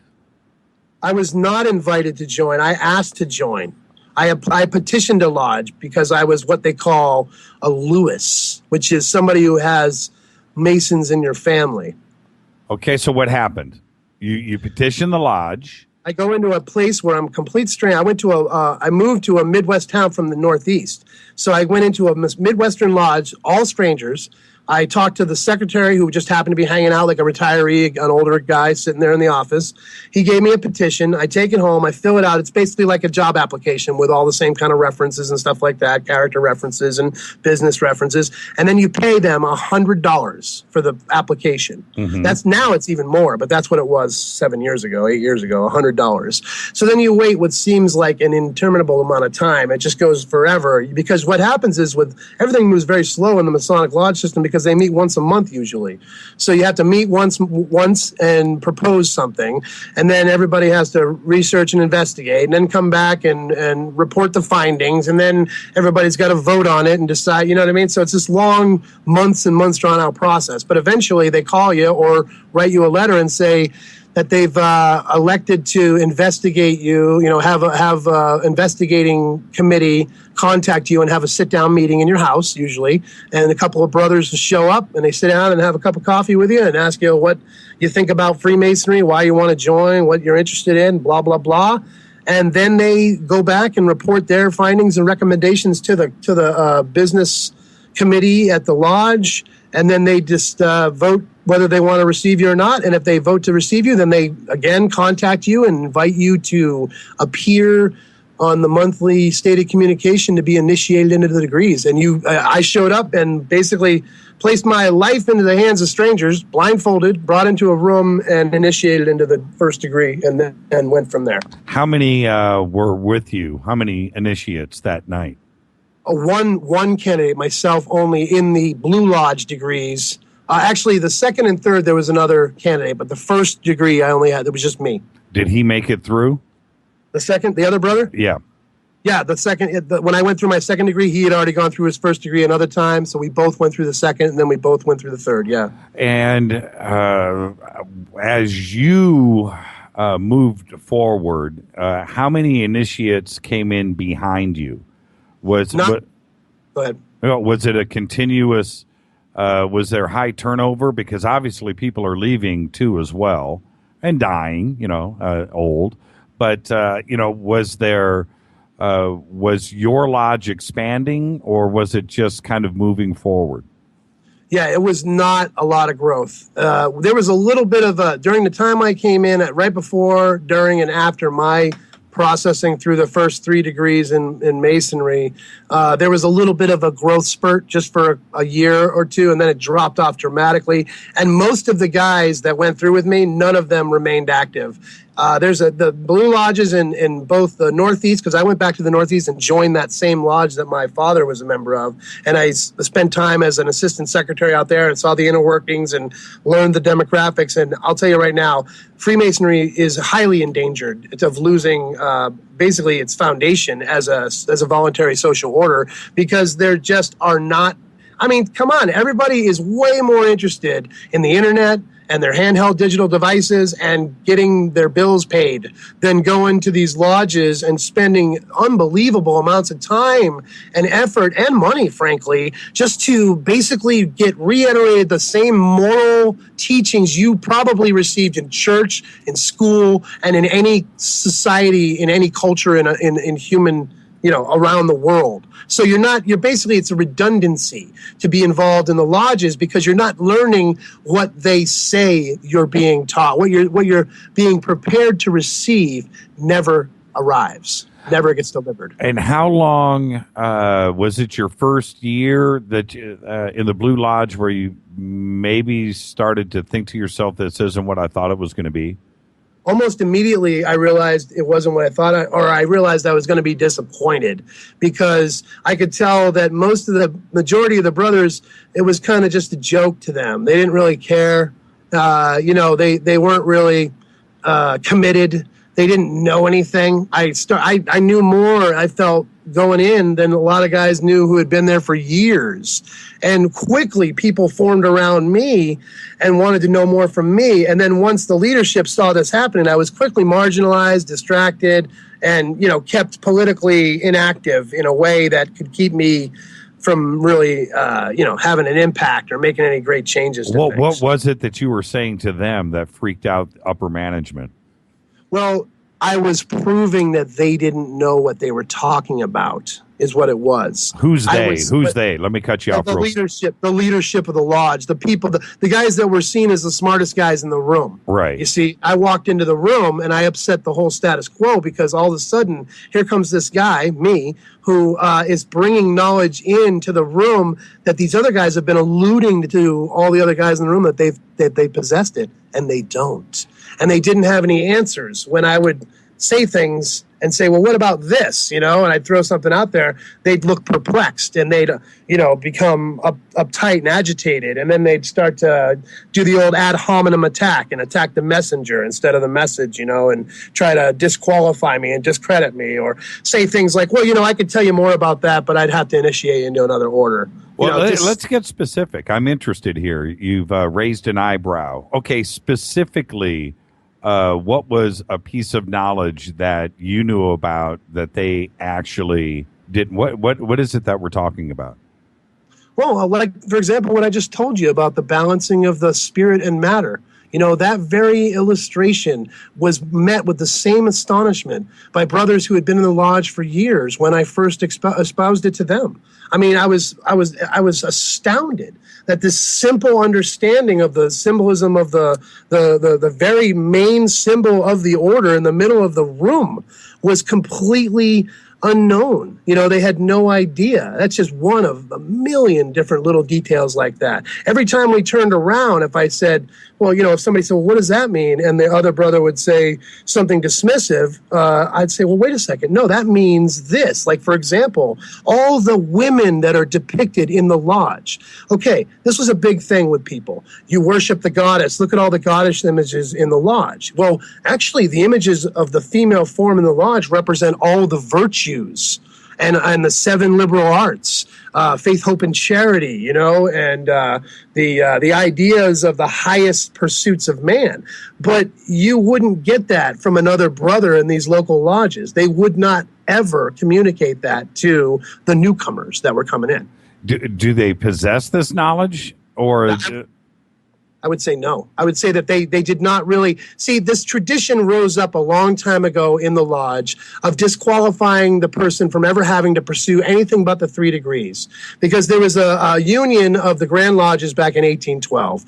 The great schism that occurred in the 1700s in the Grand Lodge was between the ancient and moderns, the Antian or the ancient lodge and the modern lodge, and they kind of came back together in 1812. And had a big, sit down and wrote up a treaty and all agreed to kind of play, nice together. And so what they did was they established the constitutions of 1812 that have been observed and recognized ever since. And one of the things they declared, because it was a main bone of contention among the political infighting amongst the people that were negotiating what true Freemasonry was, because there were hundreds, maybe thousands of degrees that were all being springing up across Europe. As soon as Freemasonry in 1725 hit France and Germany, it just like exploded. And there was all these separate degrees that were claiming Masonic origins and claiming to be Masonic in nature, when they were really just invented by what they called degree peddlers, or what they called degree mills that were churning out the degrees and selling them to Masons to make money, really, like just a business. So the Grand Lodge of England in the constitutions, they had to come to terms. It was kind of like the Council of Nicaea for Christianity, where they decided what the gospel was going to be. And what they said was there's only 3 degrees in Freemasonry, but also the Royal Arch degree and the Knights Templar degree. And then they kind of threw that in as like an aside, like a signing statement, a little aside, right? Right. But that open the door for everybody to kind of just say, well, I only have to know the 3 degrees and I can stop right there and I don't have to learn anything else. And it caused a divide and a rift within the Masonic education inside the lodge structure. And those who were willing to just take the lazy man's path and accept the degrees and not really improve themselves, just have a good old boys club or a business meeting club, a supper club or whatever, they were content with that. But those who were in pursuit of higher knowledge, those who wanted to understand the divine and wanted to understand the elements of the governors of the universe, what guides the cosmos, who we are, where we come from and where we're going, they went down that other path. They sought the higher degrees. They wanted to understand. But at the end of the day, the lazy man's path won out. Because, people, they'll take the easy way out. Are you going to make me work hard? Or do I just have to pay a little money? You give me a fancy certificate. You tell me I'm a 32nd degree. I can brag to my family and friends. And it's all secret, so I don't have to ever prove that I know anything because they're not initiated anyways. And it's like a big fraud. Where does the knowledge start to kick in? Is it 4th degree? So many, I would say the vast majority, stay 3rd degree for 30 years. Well, I'll tell you what, Jimmy, here's the big secret, okay? Everybody talks about the lost word inside Freemasonry. And in the 3rd degree, you receive a substitute word. At the end of the initiation, when you're raised to the master level, right, you don't get the word. The word is lost because the master was killed and the word secret died with him. So you get a substitute word as a 3rd degree master mason. You're told that you're a master mason, you're a mason, that's all you'll have to ever be, but you're not given the secret word. You're given a substitute. Well, you just asked the question, what about the 4th degree, right? The 4th degree in the York Rite system is the Mark Master's degree, where you make a mark. When you make a masterpiece in the old days of the quarry, you'd pound a mark, like a gang sign, or like a if you were a spray paint graffiti artist, you'd have a tag. You know what I mean? Right. So you'd pound a mark into your masterpiece, and then the quarry boss would come over. He would inspect the piece, and if it was good, then you were found worthy, and now you're a master of the craft from that day forward. But in the York Rite system, who embraces that quarry tradition, you go from Mark Master to virtual past master to most excellent master, and then to the Royal Arch, the degree of you become a Royal Arch Mason. And in that degree, you receive the true secret word. Status Unknown just tweeted, you've probably seen this in real time. So then what is the deal with Royal Arch Masonry? And you were going right there. It just happened in real time. I watched it. That was bizarre. Hey, it's synchronicity, man. Yeah, synchronicity, man, in its finest. So, okay, so take us right there. What's the secret word? The secret word is the name of deity. And it's in a specific fashion. That's basically a modified form of the name of deity from 3 different traditions, spiritual or mystic traditions. Okay. So everybody knows the word. You want me to tell you? Is that what it is? Well, I'm more on the Jimmy Church show. Yeah, I'm more interested in the ideals. But certainly, if there is a secret word and you want to divulge, I'm all in. Well, this is the key factor to all of this, man. It's not the answer. It's the question. It's like the Grail question. Because why is it important? Because it's the name of deity, right? So what is this all about? It's about union with the divine, man. That's what this has always been about. Mysticism means union with the divine. It doesn't mean mystify, fool, or otherwise subterfuge people like some people want to criticize the idea of mysticism. But the ancient mystics were God-fearing people who believed in the scriptures, and they believed in, even the Enlightenment folks there, they considered themselves Christians. I mean, they weren't at all, or at least deists, And so the fact of the matter is that it's the name of deity. And it's the name of deity, as you know, in Freemasonry, they accept all comers. They'll put any sacred volume of the law on the altar. It doesn't have to be a Bible. It can be the Quran. It can even be the Book of the Law. I know people who are members of the OTO have been initiated into Blue Lodge with the Book of the Law, Aleister Crowley's book, on the altar. So anything that is considered the holy work is there. So therefore, the name of deity in each one of those different traditions is different, right? But then the spirit of that remains, that we seek union with the divine. What if I was like some satanic worshiping guy? Could I throw that book on the altar and get in? Well, it depends on the local lodge whether they would recognize you. But I mean, if the United States Army is recognizing the Church of Satan and the Temple of Set, right. Michael Aquino, who is one of the highest ranking members of the NSA, and he's the head of the Satanic Temple of Set. Right. And is recognized as a religion. So if they do it, I'm sure there are military lodges that you, when you walk in the room, you store your firearm in the cubby and you go into the military lodge. So I'm sure, I guarantee you that somebody put the Church of Satan's Bible on the altar and were initiated. Oh, that's crazy. That's crazy. That's crazy. And you had just mentioned Crowley. What do you think that ratio is with the Book of the Law, and how many initiates came in with that in their back pocket? Well, it turns out one of the little known facts about Masonry in America is that there's a lot of crossover between the OTO and the Masonic lodges. And the way it works is you're not supposed to let people know that you're in the OTO when you're in the Freemasonic Lodge. But if you go like next night to the same meeting in the same building, but you're opening it up as a OTO lodge, you can let them know that you're a Freemason. So it's just like the craziest thing, right? But it turns out, huge numbers. Now, I just want to let people know, I mean, as far as the OTO goes, they're not all Satanists per se. Well, I don't want to make that sweeping generalization or give people the wrong idea, because I know there's an aspect to this that's philosophical, and they're not really worshiping Satan in the OTO. I know that they're involved with ceremonial magic and they're involved in lots of stuff. But I'm sure that there are members of the OTO that are clearly Satanists, and I mean that goes without saying.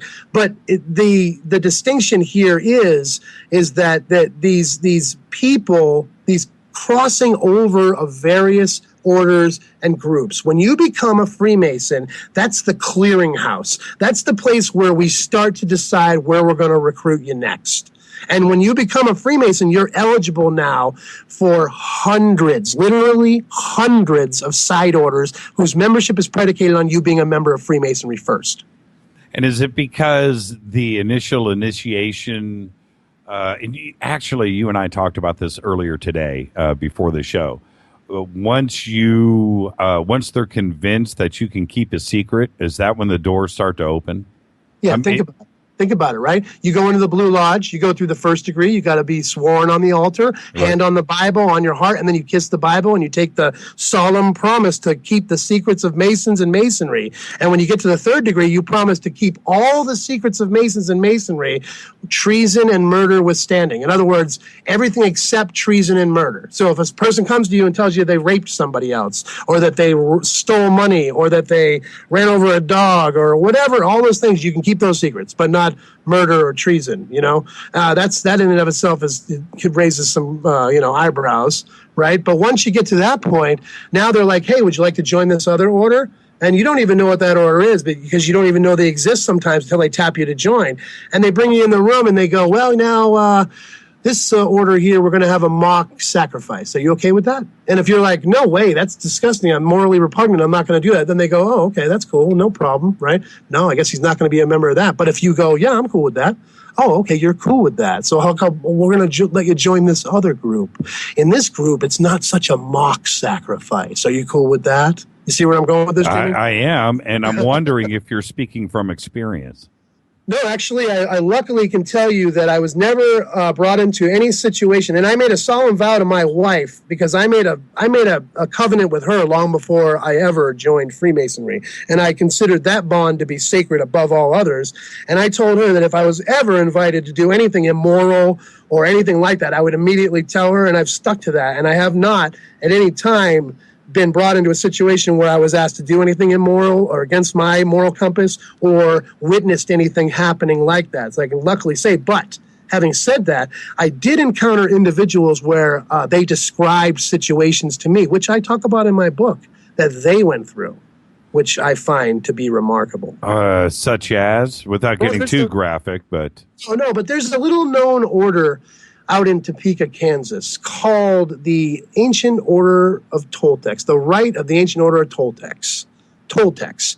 And the history of this little order is back in the 1920s, these two professors from Washburn University traveled down to South America, and they supposedly uncovered this ancient Toltec ritual that they then brought back to America and started this order of the Toltecs. And it's a pageant order that includes both men and women in the order. And it may seem like not much, but it's kind of like a story out of H.P. Lovecraft, because this order becomes a little bit, it has a thriving little membership from the 20s to the 30s. It goes from about 231 members in one little lodge in Topeka to 2,300 members and a dozen lodges across the world. And then all of a sudden, about 5 or 10 years after that, it shrinks back down to just 231 members again in one lodge in Topeka, where it kind of stays until it just sort of kind of starts to fade away. And the crazy thing is that I found the ritual on at phoenixmasonry.com. If you look it up, anybody listening, you'll find the ritual of the Ancient Order of Toltecs. And in the ritual, it's the only one of all, and I've reviewed quite a few different rituals, Jimmy. It's the only one of all the ones I've ever reviewed that mentions human sacrifice to the rain god of the Toltecs. And is our sacrifice pleasing to you? It goes on from there. I don't have the words right in front of me, but I was shocked. And what? Wait, whoa. Yeah, whoa. right. Whoa. Okay, are you alluding to this, or is this something that is reality? Well, what I know is that the members of this order. I'm trying to keep it G-rated. Yeah. Right, I get you. Well, I'm not saying that the Order of Toltec sacrifices humans. What I'm saying is that within their ritual that they do from what I've actually talked to members of this order who are very old, and they say they can't even open the lodge anymore because the members have all died off. There's not enough for the quorum to open the lodge. But these rituals call for a part of the ritual is enacting some kind of scene out of what seems like a sacrifice ritual from the Toltecs. Wow. Yeah. And these are like, farm people, man. Wow. Oh, whoa. Okay. We're not going to let this go. We're going to stay right here. This is Fade to Black on the Dark Matter Radio Network. I am your host, Jimmy Church. We are talking with Frater X. Tonight he is Frater X. And welcome to our family, by the way. It's good. We don't bite. Oh, I'm having a great time, and everybody's being very accommodating. Thank you for the hospitality, all the Fraternauts out there. Thank you so much for your warm hospitality. Now, where was I? I wanted to jump into this really quick. With all of the astronauts that are Freemasons, with all of the politicians that are Freemasons, and we started to talk about Bohemian Grove a little bit earlier, is like today, when it comes to politicians, how many politicians now, if Freemasons are starting to hurt a little bit, how many politicians are Freemasons? How many astronauts today are Freemasons compared to the 1960s where it seemed like it was everybody? Where are we today in that with the numbers? Well, I think that we've seen a shift in the necessity of folks to be Freemasons per se. I think it's still utilized as a stepping stone socially in some areas, and you still have enclaves of, affluence where you find active membership is more increased. But in general, in America, I think we're seeing a downturn. I understand. I'm not familiar. I haven't been to England or other places, but I understand that in England, all the politicians, and in New Zealand and in Australia, all the politicians are also Freemasons. Like, that's the way that they, get with their own and make their lateral moves. And then, but this is the point I'm trying to emphasize about these other orders.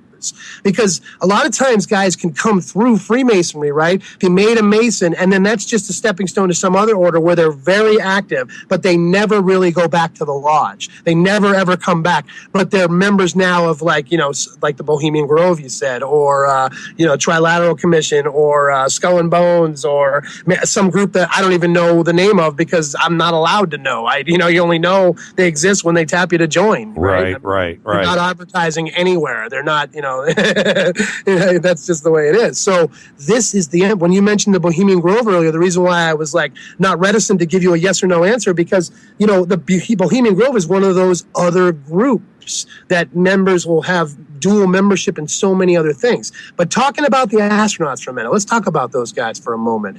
Now, I don't know where you lie on the controversy about the moon landing and whether it was real or not, or the Apollo missions. I've interviewed Dave McGowan. I've read his material. I've interviewed Jim Fetzer, and I've talked to several other researchers and stuff. And I got to tell you, there's a lot. I've looked at the material. I was a NASA kid. I wrote to NASA in the 70s. Sure, we all did. Glossies, right? Remember they used to send us the pictures, and I was that kid too. And I had the stamps, and I was dreaming of going to space camp like everybody else, right? But I have been, my certainty has been definitely shaken by this material. So, okay, let's just propose for a second there's something to it. We don't even have to get into it. Just to propose the possibility that there's some hoax or cover-up going on. Well, who are you going to put in the pilot seat if not a sworn Scottish Rite Freemason? Who, by the way, when you become a member of the Scottish Rite, everybody, you're sworn fealty. The word is used in the application. Sworn fealty to the Supreme Council. And here's the big kicker of it all. In the 60s, during the Apollo mission up into the 70s, the program manager of the Apollo mission was Kenneth Kleinnick, who was a 33rd degree Scottish Rite Supreme Council, whose brother was the head. He was the supreme commander, the grand commander, sitting in the chair of Albert Pike of the 33rd degree Scottish Rite.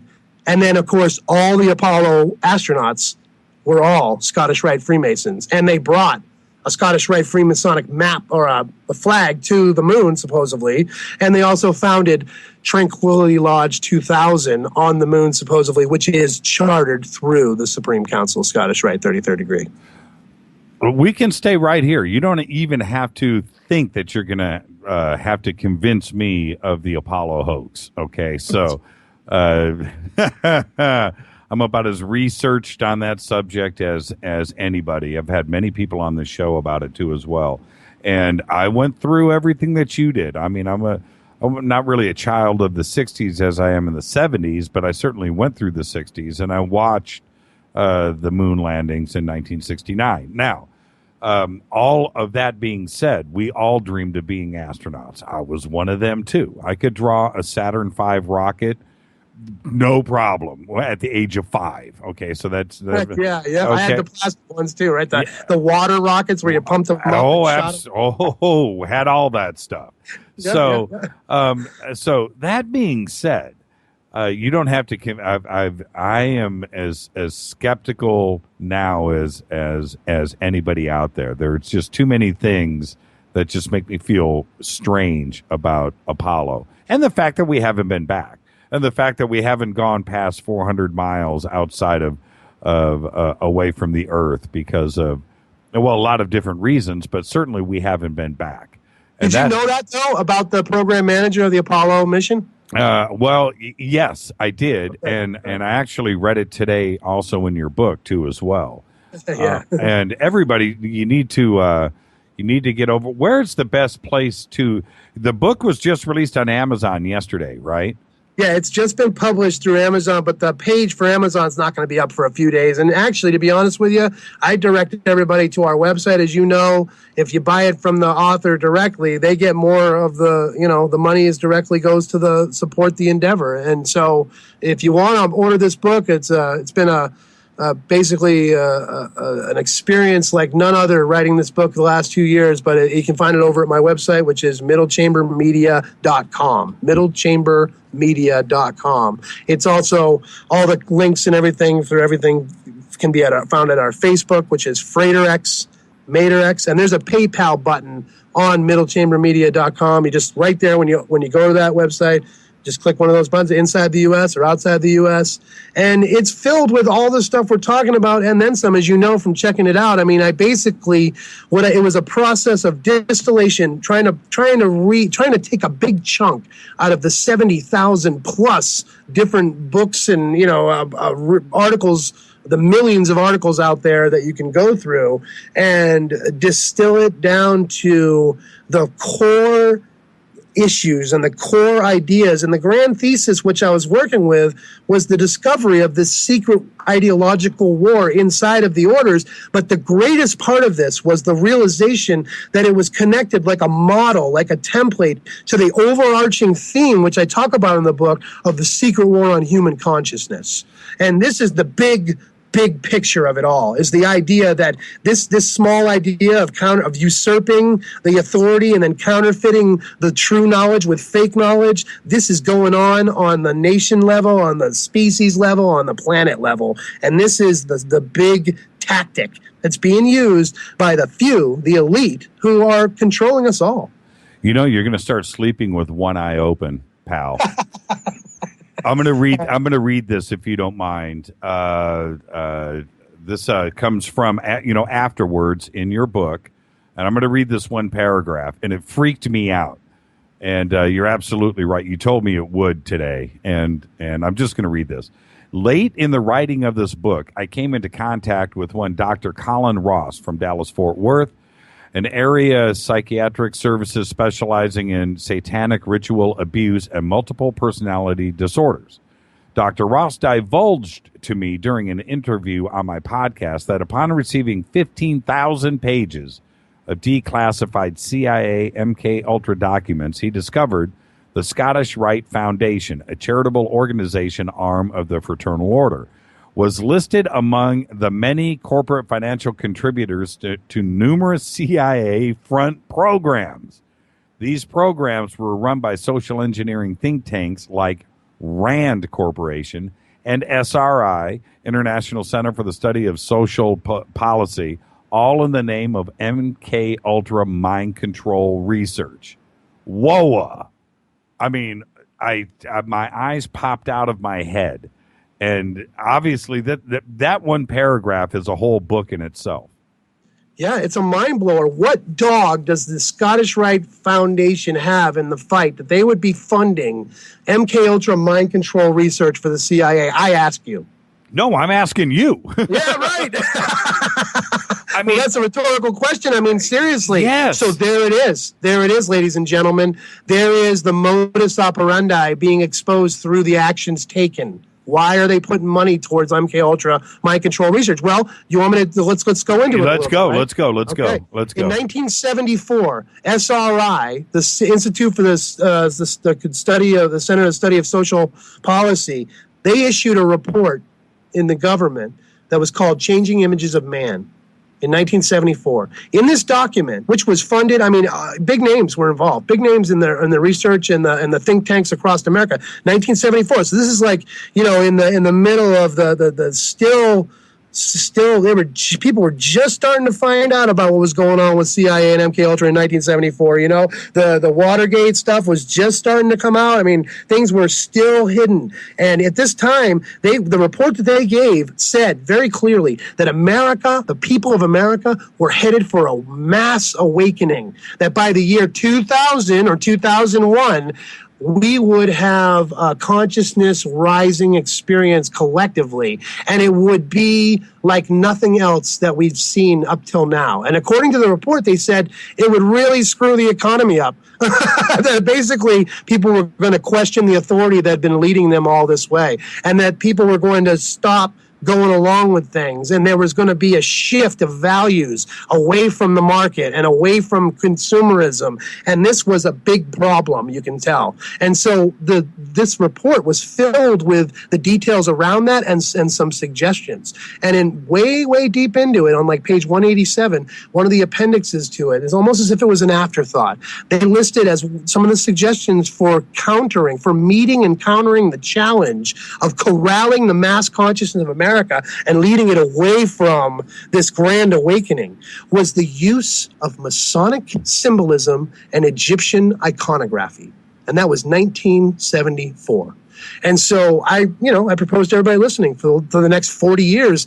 Freeman Fly, what is his main occupation if not identifying all the Masonic symbolism and Egyptian iconography that has saturated our media from the level of television, movies, music, across the board, everywhere you look. And I would propose that even my own personal preoccupation with Freemasonry could be related to this imprintation or conditioning that's been set in place decades ago when I was a child. I watched a video. We're going to stay right on this subject. In fact, we'll probably end the show right here. We have a lot to talk about on the subject. I watched a video. I mentioned it a couple of times on the show. I can't remember what it's. It doesn't matter. It was about a half hour long. It was 30 minutes of all of the seeing eye symbolism in popular culture, in film, television, T-shirts, products, placement, cartoons, Saturday morning cartoons, and each little clip was like a half of a second long. Just pop, pop, pop, pop, pop, pop, pop, pop, pop, and it was everywhere. And I stopped, and this is my question to you. I hate to have a long question, turn a statement into a question, but with it being everywhere like that, it is certainly not an accident. It's not an accident.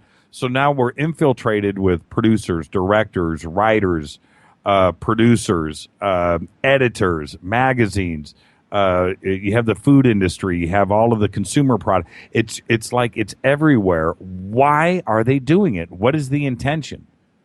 Okay, well, what they suggested in this Changing Images of Man document is we would be highly susceptible to the seeds that have been planted in our patriotic civic mythology. The idea of democracy and liberty and free enterprise would be reignited through this same, remember I talked about earlier, the men of the Enlightenment and how they were trying to inspire the citizens of America by using these symbols from the ancient past. And they were using the same symbols of this time of human excellence, to try to inspire this great undertaking of America, the great experiment, right? So it was those very seeds that they planted in all the iconography of America that they sought to reutilize, to reinforce by continuing to saturate it, like conditioning, like suggestion, post-hypnotic suggestion over and over again. And once we've got you captivated, see, that's the main contention we really didn't unpack about the Scottish Rite is, what's the system they've replaced the system they've put in place now is this distraction, this rabbit hole cul-de-sac, a chasing of the tail, a captivating of the consciousness into a puzzle that never gets solved. Well, how is that being done? Through magical sigils and symbols and emblems. Well, what greater symbols and emblems and sigils do we have than the Masonic and Egyptian iconography that's already encoded in all the, patriotic historical sites in America and every city across the land? We're talking in 1974 now. It's already in place. Let's just reinforce it now through where everybody's focus is now, which is multimedia, which is telecommunications. Well, there you go. And it worked. And I'll tell you how I know. Look, you're a kid. You're 5 years old. You get a dollar bill. You're fascinated with it. You just look at it. You study. But you flip it over, and you know what? It's not George Washington on the front. It's nothing else. It's not the date. It's not the ones in the corner. It's not. You flip it over, and you see that pyramid. And you look at that. You connect it to Egypt. And then as you start to go through life, because you're fascinated with this dollar, a dollar, it means so much to you. And then you start to just look around in life and see that symbolism everywhere you turn your head. It certainly worked. And it started, when the Federal Reserve kicked things off and they intentionally put that on the back of the dollar bill. You have to think about who was involved with the Federal Reserve, and that's a whole nother show, by the way. But it seems to have worked, and that symbolism is there everywhere you turn today. It's there. You can't escape it. And so here they tell us, right? They said we were headed for this grand awakening 2000 to 2001. We all know what happened in 2001.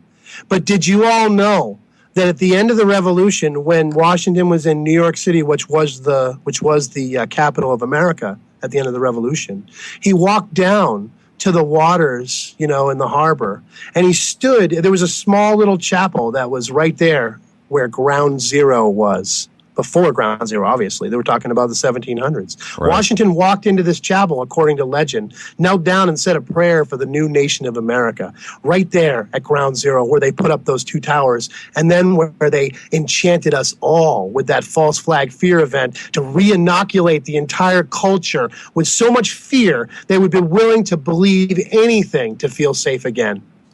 Yeah, I watched, I saw this it was a couple of weeks ago on Twitter, when some of the stuff started to come back out on this show. And somebody had tweeted a picture of a guy falling out of the towers, that had jumped, right? And said, that's exactly why I bought into it. When we were talking about torture and what the CIA was doing around the world, and the torture report came out. Well, you know what? Broadcast that image. You're absolutely right. Everybody's going to believe whatever you want to believe at that point, and we all did the day after and the day of. Seemed to have worked. This email just came in. Let me throw this at you really quick. Ask if you're familiar with Senator DeCamp's book, The Franklin Cover-Up, Child Abuse, Satanism, and Murder, exposing CIA-involved trauma-induced child abuse to produce mind control operatives and Mason involvement. Yes, I am familiar with the story.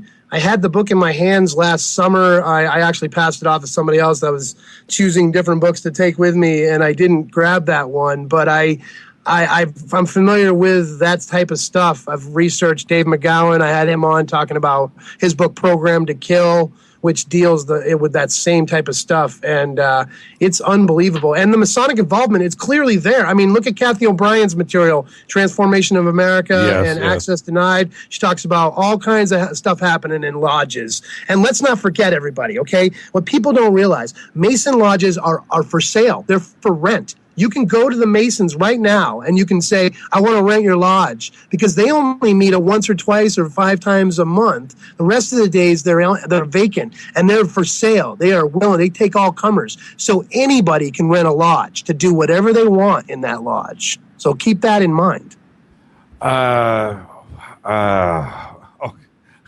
Just scary. Okay. I brain froze. I had something specific I needed to ask you about, and you know what? I'm just going to let my mind keep moving forward. Oh, It'll yeah. come back. No, Okay. I got it. Georgia Guidestones. And it seems to, when we're talking about the mind control and SRI, MK Ultra, and then the Georgia Guidestones pop up with all of those messages there. Are those Freemason? Is there a connection there, or is it just Rosicrucian? What's the connection? There's definitely the same sort of toolbox being used. This is the analogy I give to people. It's the same toolbox. There's different hands reaching in for those tools. The working tools of the lodge have been employed by other people. The symbolism and the emblems have been co-opted. They're useful because we're encoded. We respond to it. We have been exposed to it. We have like post-hypnotic little, just hidden little tells in us. We're imprinted with it. We're ready to respond to it. So yeah, I mean, there's definitely Masonic symbolism, and they are, the whole idea of stones. Stone masons, right? I mean, they're using stones to convey the message. That in and of itself is indicative of the Freemasons. But are they Freemasons behind it? I mean, the people who are involved in organizing that probably are members of lodges. I wouldn't be surprised, but that's not their end all, be all cause to that. I don't think, no. Well, and you also have the direct connections of, those are quarried stones, Right. It's exactly. right there. Jimmy, please ask your guest, what would keep a 32nd degree Mason in good standing from reaching the 33rd degree? Well, lots of stuff. This is an elite aspect to the whole thing. I mean, it's very classist by nature. People don't realize that, we think we live in a classless society, right? And you think the Masons represent this whole egalitarian movement, right? Well, in fact, there's extreme classism within. And people who become 33rd degree are invariably useful in some way to the order. Either they're well-connected through family, through money, or they're a good public face, like a rich, famous person, or a successful person. And to have them be a member would put a feather in the cap of the order. That's the only reason. And there's two kinds of 33rds too. There's honorary members, which means you do nothing to earn it. That's what honorary means. If you get something it's just given to you. It's just given to you. You did nothing to earn it, right? Right. And then there's active membership, which means that they voted to bring you into the active membership. There can only be 9 members of the active members of the council at any one time. And actually I think it got raised to 27, but originally it was only 9 in each Supreme Council. So only those guys are the actual active members, right? But then there's, I know what it is. Now it's 33 in the southern jurisdiction, and it's like 60 in the northern jurisdiction. So these are the active members now. But there's hundreds of honorary 33rd degrees out there, which means they paid a couple $1,000. And they were given this, like, dangled a carrot as, like, being good. They were obedient to the cause. They did something, and they were given this as a reward, Yeah, they weren't told the meaning of life, right? No, absolutely not. These guys have what they have is connectedness. It's a political thing. It's not. The few now. Don't get me wrong. Those active members, those ones in the active council, I would not be surprised if inside the House of the Temple in Washington D.C. there are manuscripts of Masonry that we've never seen. There are probably secrets there that they got long ago and sequestered away, because we know knowledge is power. If you hold the knowledge, you hold the authority and you hold the power. Okay, somebody just emailed me the secret word. You want me to read it? It's up to you, brother. This is your show. No, hey man, I'm just I'm waiting for the deactivated member. I've already, you know me. I've wrote a book about it, so they're already after me, right? Okay, kick me under the table. Once if I'm right, twice if I'm wrong.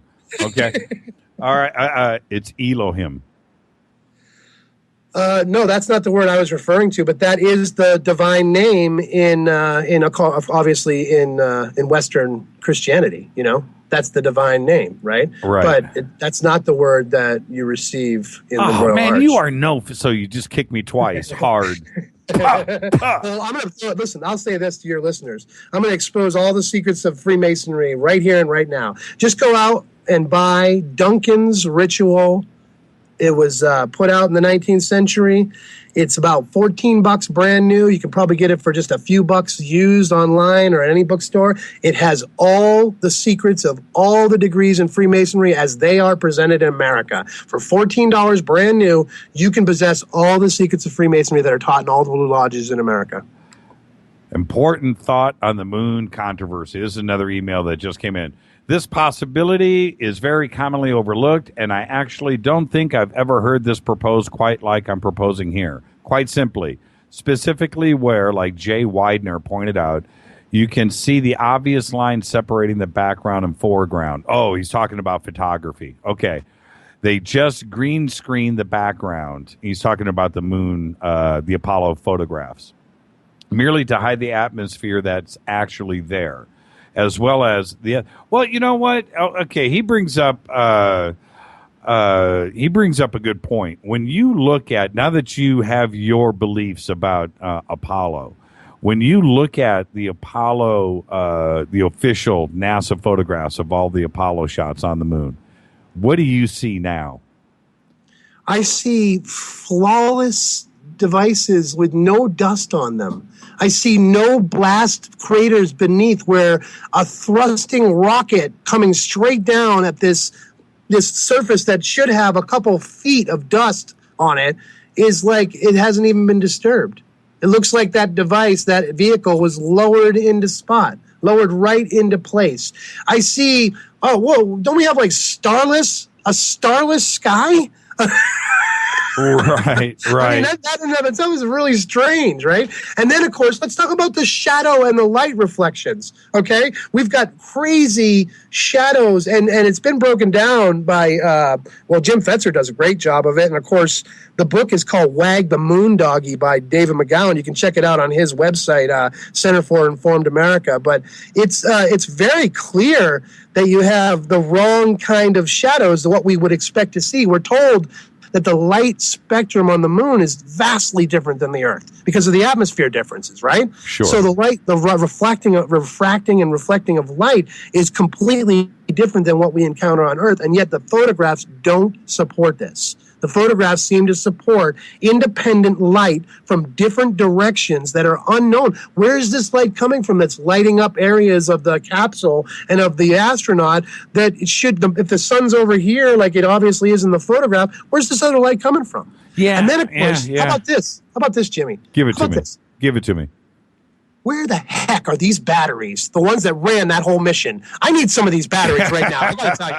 Right? 1960s technology, right. These batteries, they told us these guys landed on the moon, and they spent days there, right, with batteries, and no way, I mean, these batteries ran everything. They ran the life support, they ran the heat, they ran the AC. That might not seem like much to people, but remember, in the sunlight, it's 230 degrees above Fahrenheit, above zero, and in the shadow, it's 200 and something degrees below zero. So you need an air conditioner and a heater like nobody's business. What kind of batteries are running these things, everybody? And then, of course, that vehicle, the little rover there that they unfolded from a suitcase somehow that they pulled out of their hat. I don't know where this thing came. Where are these folding cars today, Jimmy? I want a folding car. Well, what are the issues that I have, and it's more of a fundamental thing, but those Hasselblad cameras were stock, and when they were stock, and they were modified for the gloves, but they were stock in the sense that they weren't encased in like 3 inches of lead. So, you know, you've got film sitting in there, and that's exposed to the extreme temperatures that you're talking about right now.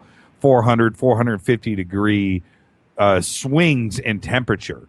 If you're standing in the shadow of the lander or you're standing in the direct sunlight, whatever that is, you're talking about massive shifts in degrees. But all of the radioactive particles that are bouncing around out there that are going through the spacesuits and everything, they're also going through those cameras and hitting the film.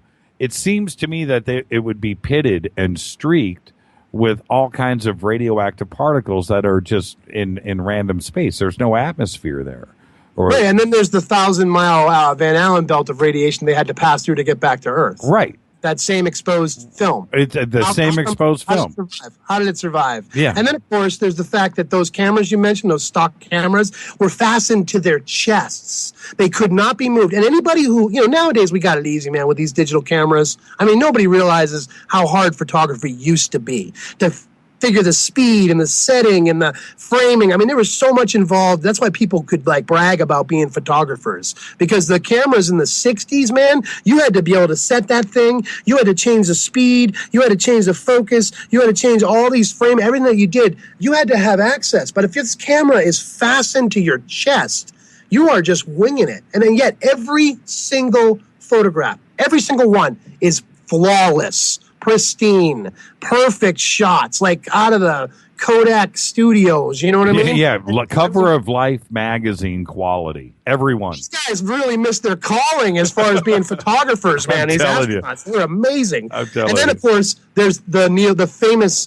Neil Armstrong not being able to land one of these LEMs in every single trial on Earth, where it should have been easier, frankly, probably. And yet he had to eject at the last second before he was completely destroyed. And yet he lands perfectly on the moon when it counts, with seconds worth of fuel. If he had gone too far any further, it would have been too far. I mean, perfect landings every single time, except for the 13 mission.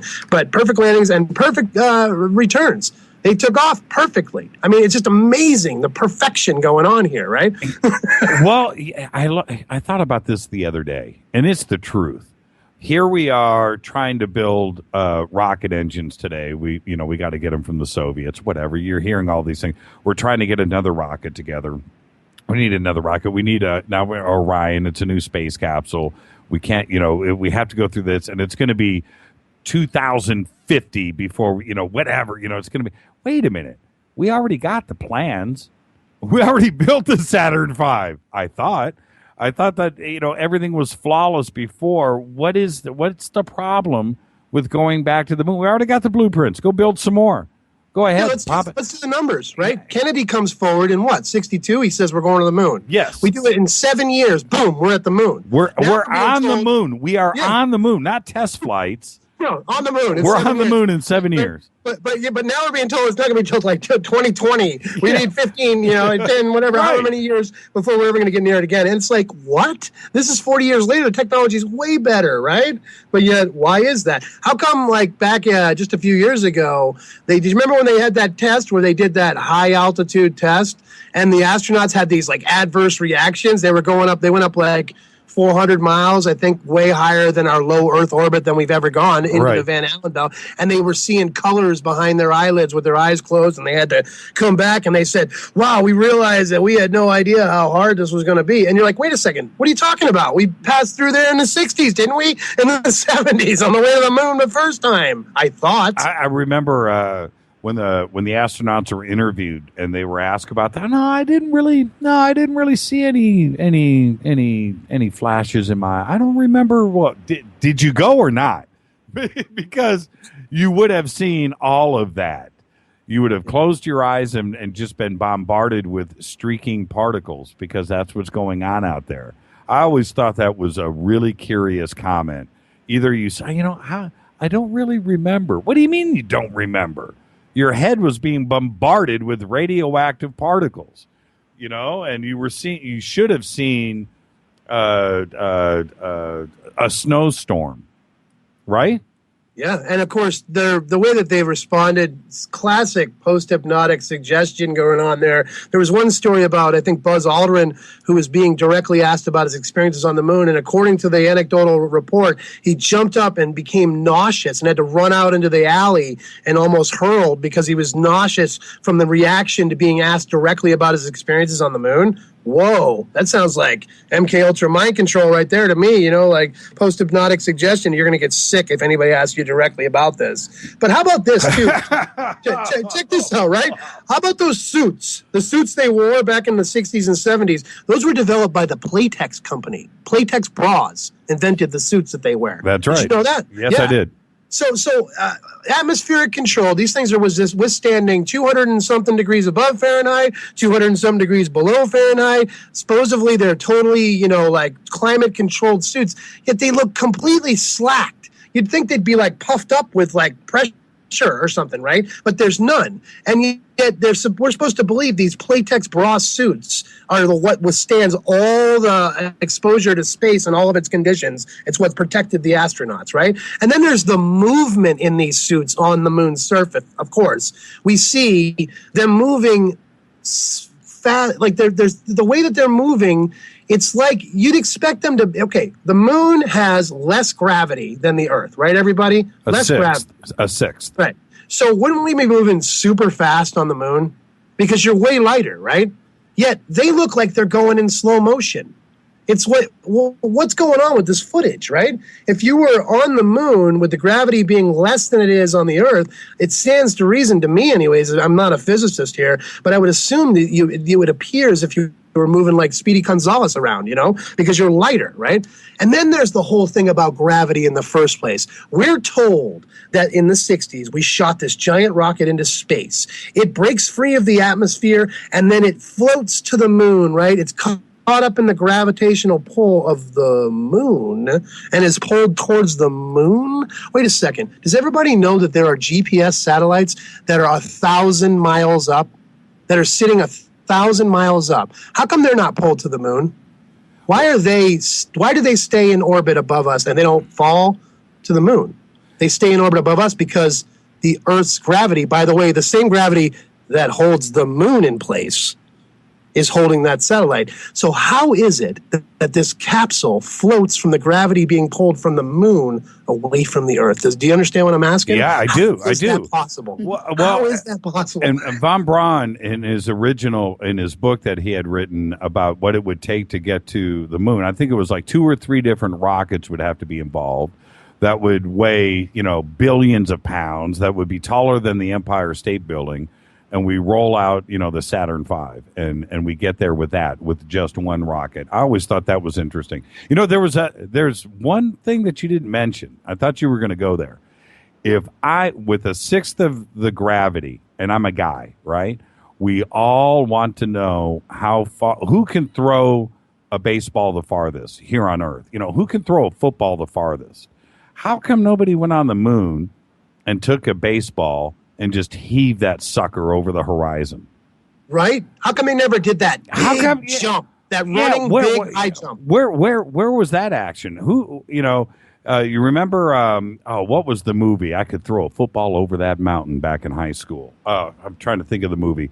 Anyway, Napoleon Dynamite, right? That was the whole point of the movie, right? I could throw a football over the mountain. Man, I'm going to the moon. I'm going to show my boys back on Earth how far I can throw a football. Why wasn't the most elemental demonstration of what's going on? Why didn't we see that? I would have thought that would be the first thing that Armstrong or Buzz Aldrin would have done. Pick up a baseball or a football and just heave that thing so we can all just slap our knee and go, ha, check that out.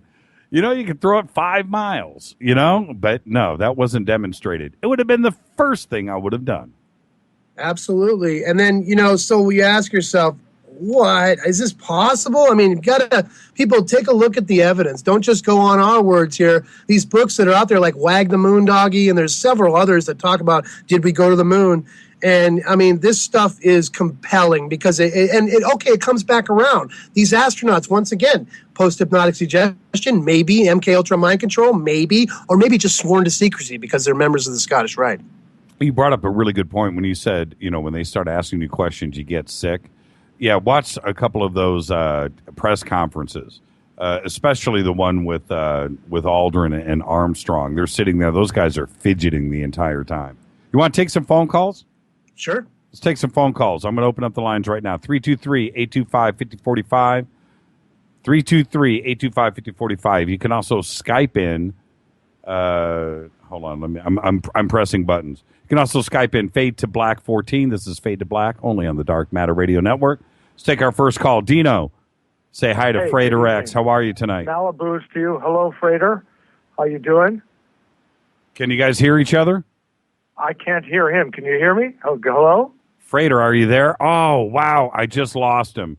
Hey, Dino, hang on. Hey, Dino, call right back. I'll call back. I clicked on the wrong button. Oh, I didn't just do that. I did. Frater, are you there? Yes. I disconnected you. I clicked the wrong button. Okay, I was wondering what happened. I was just sitting here waiting. Oh man, I'm pressing buttons on the console. I'm moving faders, and I thought I did the right thing. Okay, phone lines are open. 323-825-5045. You can also Skype in. Okay, here we go. Dino, say hi to Frater. Hi, Frater. Can you hear me now? Yes, greetings. How are you? Hi, pretty good. Hey, I have two or three things. I really don't want to debate the Apollo stuff, but real quickly, before I ask you about the Masons, but I think they had hydrogen fuel cells instead of batteries, and that's why we are doing hydrogen cars now. I think the technology was there. The second thing, since you brought it up, the astronauts, including Edgar Mitchell, Gordon Cooper, and he's dead now, but the guy that had the other PhD, I can't remember his name, but these astronauts were all calling for disclosure, so that's an interesting thing. Yes, I agree. And so, I mean, that's just to bring that up. But back to the Masons. Now, you mentioned power places. I don't know because I would guess some Native Americans, but there are three mountains in the Bay Area that are large. There's Mount Tamalpais, there's Mount Diablo, which is the white man's name for the mountain, and there is Mount Hamilton. Now, are these power places according to the Masons? I'm sorry, I don't have the answer to that question. I'm not even familiar with those mountains personally, particularly, but I wouldn't doubt it. I mean, what's developed around there? I ask you. You know, what do you have in the area as far as development? And when you look at that, Mount Hamilton is down south near San Jose, and they've had telescopes up there for space exploration. It's not far from the weapons lab, but I guess it is kind of far from the Concord Weapons Lab.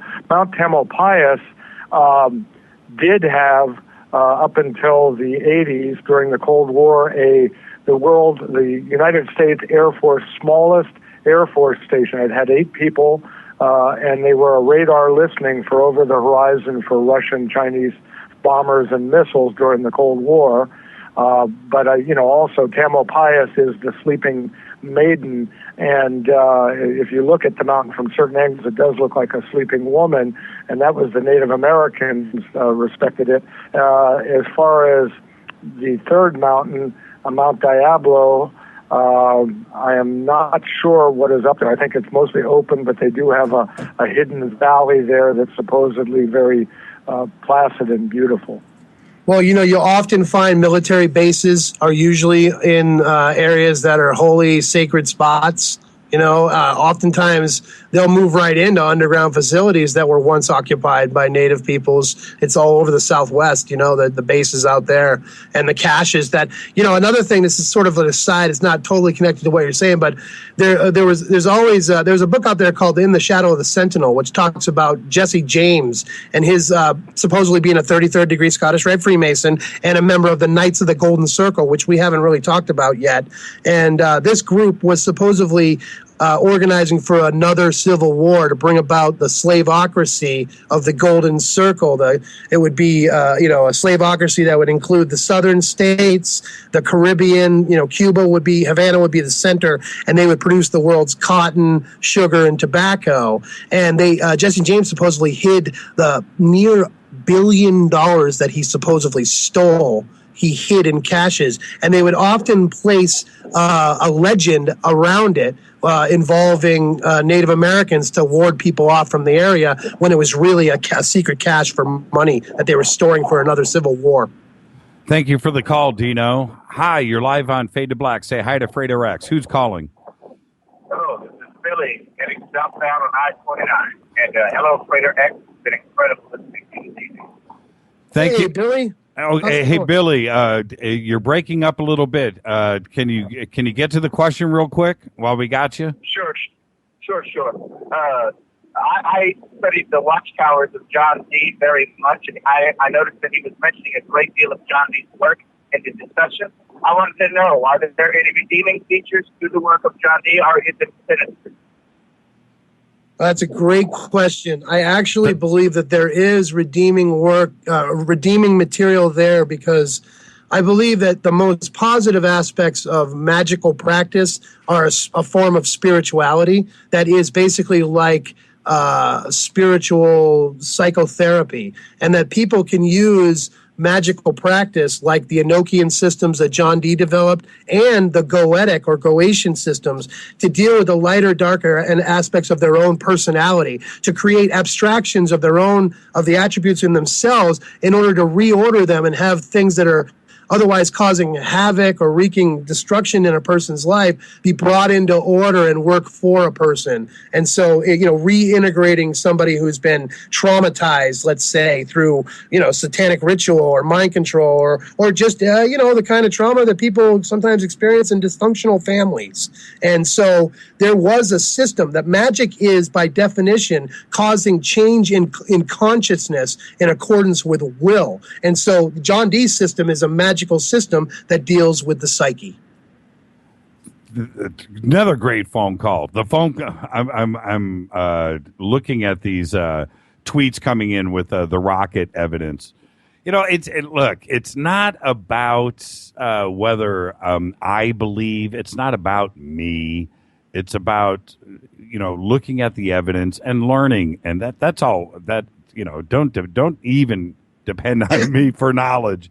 When it comes to this stuff, I sure would hate for people to get hung up on that too, Jimmy. I mean, those details. You're right. It's like we could split hairs. We could rhetorically debate all the points. And I mean, I'm open to really convincing arguments. I can be swayed easily by a very well thought out, convincing argument. But I would hate for people to get caught up on those details when we've covered so much useful stuff, right? Yeah, exactly. and for me, and I just tweeted out, it's not about.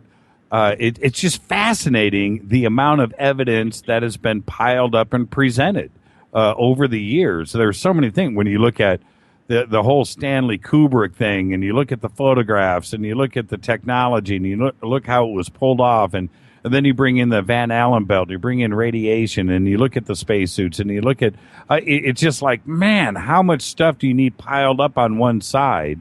Where you're constantly answering and defending all of this. Hi, you're live on Fade to Black. Who's calling? Say hi to Frater. Am I on? You are on. Who's calling? Oh, wow. This is Jimmy? Yes. Oh, and I guess his name tonight is Frater X? Yeah, hey, what's going on? Who's all right. Hey, great. This is Mike from Northeast PA. And hey, you're in Pennsylvania. Yes. Yeah, this is a really interesting topic tonight. I kind of have a little bit different twist on it, but first I wanted to wish you and your family, Jimmy, the best of holiday seasons and the best of New Year's, and the same with Frater X or whatever his name's going to be tomorrow. Yeah, exactly. So, Mike, what's your question? Thank you for that, though. Oh, wait, no. I also wanted to say the same for all the Fraternauts out there. You got it, Mike. We really appreciate it. Oh, thank you. And I thank you, too, for other things. But anyway, and your guests, too. I mean, this is really interesting. But, basically, I do understand the current... names of Freemasonry used, like Illuminati and all those other names and stuff like that. But what I wanted to ask your guest, Jimmy, Frater X or whatever your name really is. Well, anyway, what I wanted to ask was, isn't it true that Masonry as a whole was originally started with stone masonry?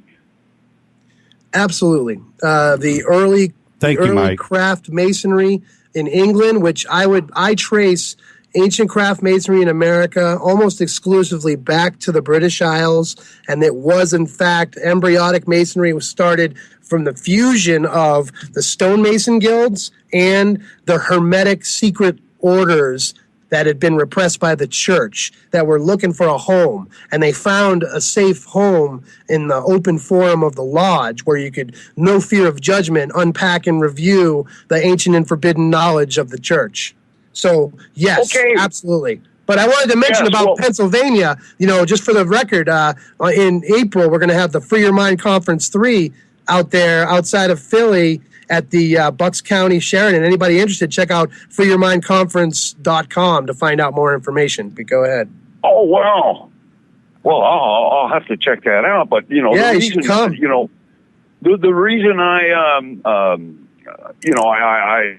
this is a great topic for me anyway, is because I actually spent a lot of time, looking at stonemasonry in upstate New York, as a matter of fact, along the Erie Canal mostly, and, which is actually still open between New York City and the Hudson River and Lake Erie, which used to be a major transport, even before the Civil War.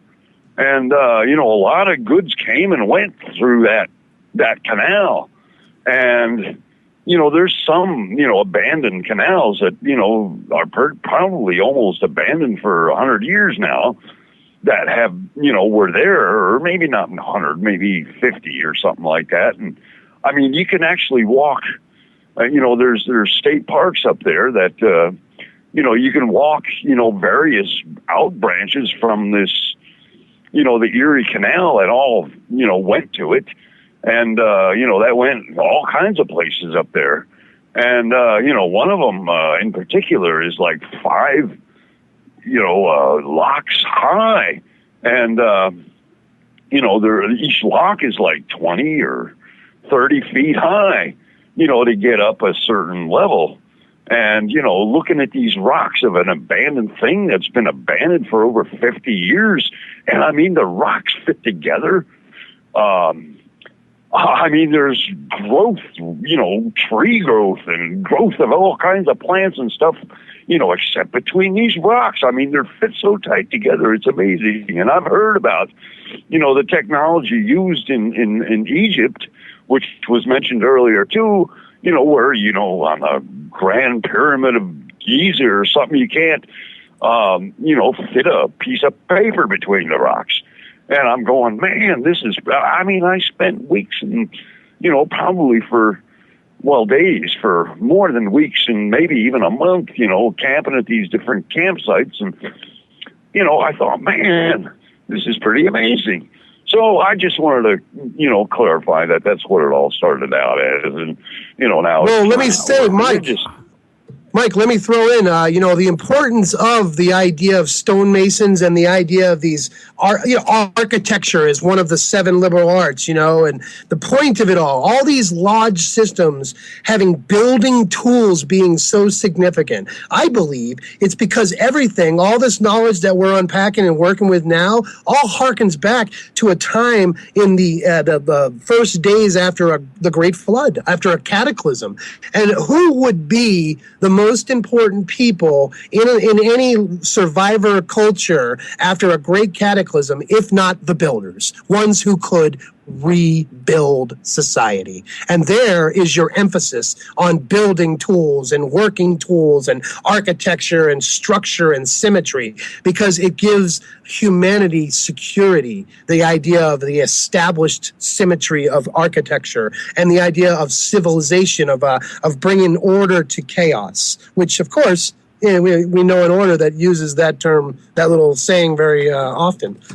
Well, thank you for the call, Mike. And I think, and also what he was alluding to, and I think for most of us out there, we want to make a direct connection to modern Freemasonry all the way back to the order starting in with the construction of the pyramids in Giza. Is there a direct connection? With the order starting and the construction of the Great Pyramid of Giza? Absolutely. Well, here's what I would direct people's attention to.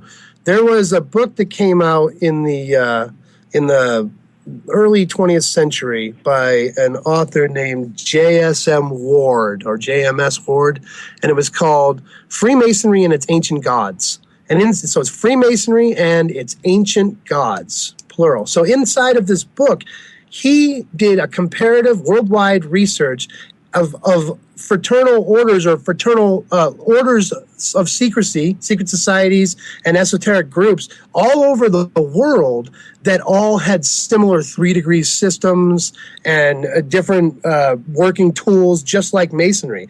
And he did trace the early origins of the 3-degree system both to Egypt and then, of course, the spiritual ancestors of those traditions in the form of the Essenes and other aesthetic movements in the first century around the Holy Land, around Jerusalem, around the Qumran Monastery and the River Jordan. And let's get into that for a moment, because again, we haven't even unpacked. We're going to have to do another show because we haven't even connected all this to the Book of Enoch and to the Nephilim and the fallen watchers and all the connections there. And the idea in Masonry, there's a part where they talk about the dew of Mount Hermon coming down like the oil on Aaron's beard, flowing down onto his robe. Yes. And what people don't realize is Mount Hermon and Mount Horeb, these areas were located near the River Jordan, which was, in fact, the word means the place of the descent. And Jared, the father of Enoch, was born in the time of the descent. Same root word, Jared. So that's what his name means. And, of course, the descent is the descent of the Watchers, who then, of course, in Genesis chapter 6, we're told, bred with the human women and created the Nephilim, which was a half-breed of monsters, giants, and the heroes of old, like Hercules and Theseus and Perseus. So it's all connected, and before it turns out, to the Freemasonic ritual. And there are those who would propose, and there's evidence to support this, that the early versions of the Book of Enoch and the wisdom therein contained was woven into the proto-Masonic and early Masonic rituals. Hi, you're live on Fade to Black. Thank you for the call, Mike. Hi, you're live on Fade to Black. Who's calling? Say hi to Frater X. Hey, Frater X. This is Mark Dunbar from Florence, Oregon. And I have a couple of quick questions. Hey, Mark, how you doing? I'm doing great, you guys. I'm interested in the Bible, in the red letter version of the Bible. You could read the words of Jesus Christ in, an hour. Not a lot there. But I always thought that it pointed directly at these older teachings that were stricken from the Bible, and that you could never get a complete picture of what the message was without referring to those Hermetic teachings. And I'll just go on and ask one more quick question, and I'll let you talk about that when I'm done. And that is, in the United States, all of our presidents are related to each other, including Obama through his mother, Ann Dunham, and it goes back to the Monrovian kings and Alfred the Great, and so on. And I just would like to hear you discuss the role of Freemasonry and how it's disseminated or hidden that information. And thank you. And I'll just take my answer off here. And Jimmy, rock on. Thank you, Mark. Okay, well, first of all, talking about the Hermetic secrets in the Gospel and the idea of let's talk about. I'm a student of the Gospels and the Scripture. I've read all of it extensively. I've looked at it as our Western corpus of spiritual sacred volume, and I find him, the master, Jesus, in the works alluding over and over again to a secret teaching. He makes it clear to the disciples there's a teaching for everybody else and there's an inner teaching for us. You know what I mean? He tells them very clearly, you're going to learn the mysteries of the universe through this, through the way. He even initiates Nicodemus and Joseph of Arimathea in the night in secret. Well, what was going on there, right? And I mean, these are clearly indications of a secret teaching. I think that there was, in fact, and I believe that the dynasty of the family of Jesus, which in every gospel it says he had brothers and sisters, not cousins, but brothers and sisters. In every gospel it says that. So there was a family, and I think that they were connected to John the Baptist and James, obviously the brother of Jesus, who became the head of the church in Jerusalem after the crucifixion. There was a connection that traveled through the Maccabee bloodline. The Maccabees were the ones who sacked the temple after the Greeks set up the abomination of desolation, the image of Zeus inside the Holy of Holies, which was just unbelievably unacceptable to the Maccabees. So they killed the priesthood, killed the bankers, rent the veil in the temple, and then went out into the wilderness, the same wilderness, by the way, 125 years before the Essenes pop up in that same area, which, by the way, let's not forget, in 1947, we found the Dead Sea Scrolls there. Hi, you're live on Fade to Black. Say hi to Frater X. Hello, Frater X. This is Frater X Disc. It's Frater who? F Disc. How are you tonight? Oh, I'm fantastic. Hey, there are different writings like Robert Anton Wilson's Illuminatus, where they talk about Adam Weishaupt, the head of the Bavarian Illuminati, having taken the place of George Washington somewhere along the line, and George Washington having actually died prior to the formation of the country. Is there any truth to that, or do you know anything on that subject? I first of all, let me say thanks for the question, and I love Robert Anton Wilson's work. I just love it. I think that he was an inspired genius, but he's obviously extremely iconoclastic and irreverent to organized religion and thoughts of that sort. So I'm familiar with the Illuminatus trilogy and all that it talks about. That's a fascinating theory. I don't think, personally, my research has not indicated that. I'll tell you what I found out about the Bavarian Illuminati. Adam Weishaupt was a very young assistant professor. He was becoming a professor in the university. So these guys were college students. They started a fraternity. They had ideals. They called themselves the perfectibilists. They were looking for social perfection. They believed in equal rights and sexual freedom and libertine concepts, democracy, no monarchy, all these things that were anathema to the social structure of Europe of the time. So he was demonized and reviled, and this whole legend about the Illuminati has risen up. Now, having said that, I believe they stopped. After a few years, he stopped. The whole thing was a fad to him. But I believe it was scooped up very quickly by others who saw the playbook as a useful tool, because what they did was they recruited from within the lodges. Like I've been saying. Right. They were an outside order that recruited from within the lodges. And they moved to Italy. And then Mazzini took over. And there really was, I believe, an Illuminati order that got involved with the post-Civil War power structure in America, the Confederates, the Knights of the Golden Circle, and the military-industrial complex that took over America at that time. Gotcha. All right. Well, I guess I'd say 93. Oh, really? Okay. we know who you are. Thank you so much. Thank you so much for the call. Let's keep it rolling. I've got them stacked up here. Hi, you're live on Fade to Black. Say hi to Frater X. Hi, this is Dino again. If I could, just a follow-up question, Mr. Fader. Okay. Yes. You can hear me. Okay. Yes. Once back in the early 90s, I was asked to join by an older gentleman at a place where I worked, not having the knowledge of it. I often wonder, had I accepted, we haven't gotten into too much of the secret handshakes, the secret language, even articles of clothing. And this older gentleman who was a PhD told me, I said, what would be advantage to me joining? And he said it would help further your career. So I wanted to hear more about that, and I'll take it off here. Thank you, Dino. Well, it's just like you alluded to, Jimmy, with Freeman when you had him on the show, when you were talking about the level of clearance in the military. Yep. You find that over and over again, and it's always up to the preference of a company. I mean, if a boss is a Christian, right, he can hire and promote Christians as he sees fit in his own, to himself, as long as he doesn't advertise that and nobody else knows that that's why he's making his choices. I mean, it's the same way with any person can make a preference choice, and organizations do it. And that as we've already discussed in the show tonight about how when you join these orders, it's demonstrating to others the level of commitment to secrecy that you have and what your preferences are, what you're willing to compromise, or how far you're willing to go for whatever cause they set for you. Back in the day, it seems like, and I could be wrong here, but it seemed like I actually had job applications in like the 70s where they actually ask if you belong to different organizations. Oh yeah, I've seen them today. They still have them. Yeah. Oh, they do. Okay. Well, I haven't filled a lot of job applications since I was like 18, but it seems like I remember specifically, a list, and you could check them off. And you're saying, really, it's on there today? I didn't know that. Say hi to Frater X. Who's calling? Hey, it's Les. Oh, hey, Les. How are you? Say hi to Frater X, not Fader X. Frater X. Hello, Frater X. How you doing tonight? I'm doing great. How you doing, Les?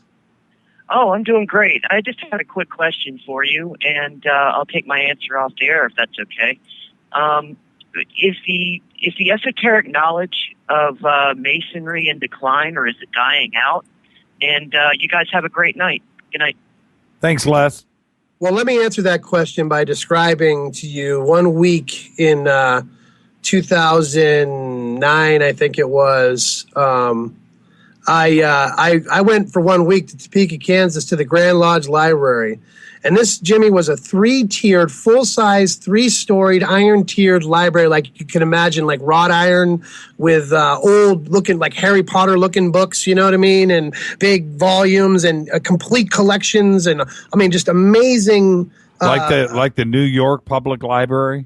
But all in one building, in one room, not spread out the way the New York Public Library is. All in one collection in a 3-storied, big, open, 30-foot high ceiling, or whatever, 40-foot high ceiling. It's a big stone building. This thing was filled to the brim, tens of thousands of books, and they were all rotting on the shelves. Literally. I spent a week. Every day I was in the town doing some other work, and during the day I had free time. So every day I would go to this library and spend hours combing the stacks, hours looking up different books, reading stuff. And every day that I was there, not one person ever came in there. And there's like tens of thousands of Masons in the state of Kansas. And yet not one person ever utilized this library. And this is just one library. There's hundreds of lodges all over the state, but this is the Grand Lodge Library. I've found over and over again, every lodge I've gone to, the libraries are books rotting on the shelves. Haven't been cracked so long, when you open them up, they break in your hands. Wow. I mean, just... And this is epitomizes. This is a symbol. Symbolizes the state of Masonic education in the system today. So he asks, is the knowledge on the decline? Is it threatened? Is it endangered? Absolutely. Because let me tell you something else. I've been to several lodges, and I've been in the offices and seen how the policies of the lodges, and they'll throw stuff away if they don't have room to store it. They'll throw useful material away. They'll walk away from it like it never mattered. And if there's history and knowledge that's being just dumped in the garbage, wasted, because it's not useful to them. They don't see any value in it. They don't respect it. And it's because they haven't been properly educated about what's important there. And that is the main thrust of the whole point of the Masonic education, is to educate a Mason into what is useful about the system, what's useful about the knowledge. You know what? I was getting ready to ask you this question, and this just popped up from Status Unknown. He says, what are some good books to look for in a lodge? What are some good books to look for in a lodge? There's one book that I would recommend to everybody, and it was written in like 1927, and it's called The Meaning of Masonry by a guy named Walter Leslie Wilms Hurst. He was an English professor in Oxford. And this little book, you can get it for 99 cents on eBay or Amazon, Jimmy. It's like nobody ever talks about this book, but it's usually in a good lodge library. It'll be on the shelf. This book is exactly what the meaning of Masonry was, I think, and it still is if people are willing and open to look at it. Now, another good book as far as the history goes is a book by a guy named Henry Coyle, and it's called Freemasonry Through 6 Centuries. And that's another great, it's a 2-volume box set that's found in many lodges. And it is, it's just pretty much covers the bases. It's one of those 2 books right there. And then if you want to throw in The Lost Keys of Freemasonry by Manly P. Hall, those of course, right there. Of yeah, course, it's a great book. Of course. What in the back room, in the secret room of the library that you can't go into, what's the information that is there that needs to be under lock and key? Well, there's a whole series of material called the Legenda series and the Readings series. For every degree in the Scottish Rite, they put out these anonymous little journals called Readings and Legenda. And I quote them in my book in the last couple chapters. They basically map out a plan for global domination and a setting up of a new world order with the Scottish Rite initiatory hierarchy as the holy royal priesthood controlling everything.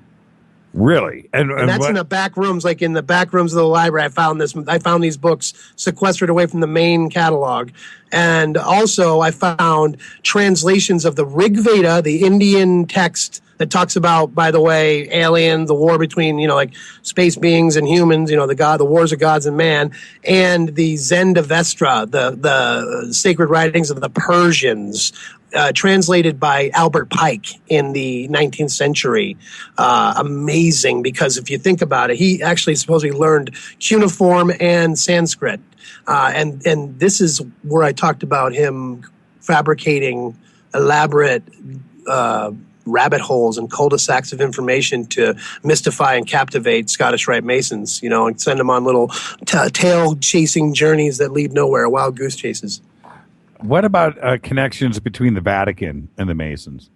Well, secretly, many people within the Vatican are secretly Masons. It's just not, not advertised. The Vatican years ago, see, Freemasonry and all initiatory orders outside the church threaten the church, because what they tell you is you can access the divine without us as the intercession, without the church. They're teaching people how to gain access to the divine, mystical union with the divine, without the church, and that's a serious threat to their power structure right there. So they immediately denounced all the orders as heresy, because remember what heresy means, everybody. The word heresy comes from the Greek heresis, which means to choose, literally, chooser. A heretic is a chooser who chooses a different path than the orthodox or straight way of the church. The old church was the Catholic Church, which means universal. Catholic means universal. So the orthodox way of the Catholic Church was the straight way of the universal church. Anywhere else is heresy. Has there ever been a pope that was a Mason? Yeah, I believe many cardinals with that whole P2 scandal. We found the exposure of many cardinals. Robert Calvi was found hanging from the bridge in London. Oh, right. With stones in his pockets, right? Yep. So he was connected to the P2 Lodge, which was, which was Vatican bankers, and of course Pope John Paul I, the famous pope who only was in the office for 33 days before he was killed. I forgot about that whole Bank of Rome. Yeah, I forgot about that whole thing. I went through that bad.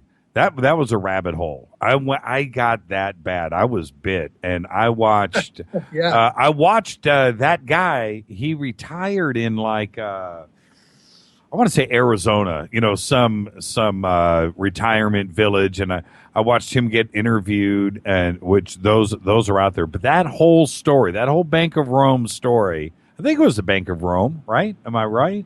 Yes, in saying Bank of Rome.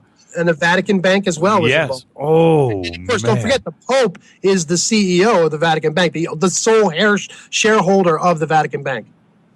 And he died. Oh, that was just the Pope dies. Yeah, that was a pretty. I got to do a show on that. I don't know how much you know on that, but you need to come back and it's like a round table. Get a couple other guests. Oh man, that is a crazy story. That's something else. That's another story that got squashed by the media, completely squashed out, and it was about as remarkable of a conspiracy as there ever was. Yeah, it really was. And of Robert Anton Wilson, who we were talking about earlier, he was fascinated with that story. He brought that up all the time. He looked at that very closely. And there's reasons. I mean, the connections there are remarkable, what it alludes to, what it really means when you talk about it. Because what you see there is the infiltration of that same fascist element. Remember what fascism means, right? That's the union of corporate and state power together. Right. I mean, if there's no greater example than in the Vatican, I don't know what because now you're dealing with temporal and spiritual power. It gets into, and then when you connect these lodges with the mysticism and the symbolism and the potential for intelligence intervention, and then you're talking mind control program. It just gets deeper and deeper. The layers of that one, Jimmy. Now let's have some fun real quick. You want to hang on for another 10 minutes, 8-9 minutes? Absolutely. Are you good? All right. Yep. Ever see a UFO? Ooh, yes, I have. Tell me about it.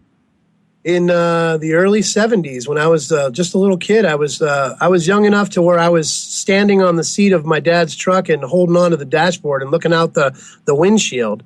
And we saw some sort of craft in the sky. We saw 3 kids standing on the side of the road. And I grew up in a New England town, which we had one of those Marconi radio towers, 30-foot tall Marconi radio tower in our hometown. Right. It was connected to the original wireless array that went up the eastern seaboard that started like the 20s.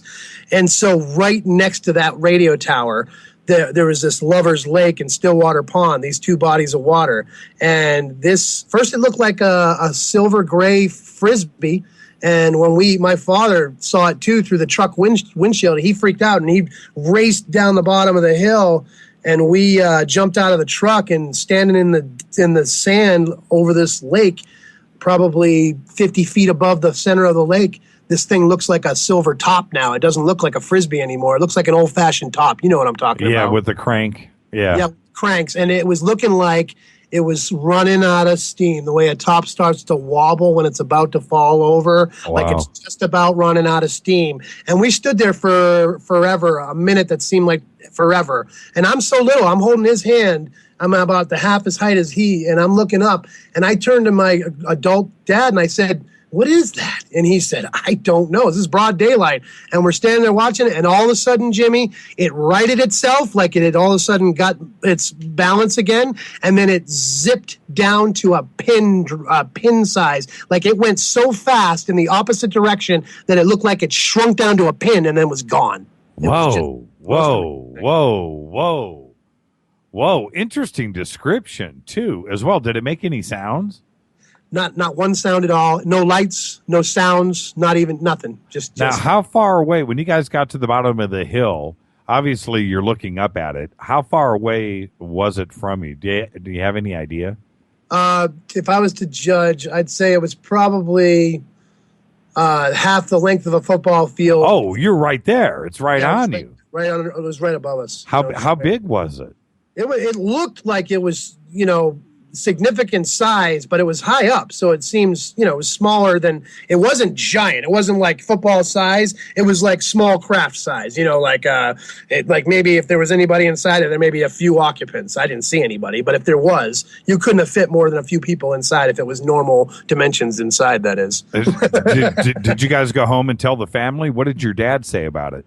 We went right home, and my mom separated us. She made us both go into separate rooms and write down exactly what we saw, and then brought them together, and they were exactly the same.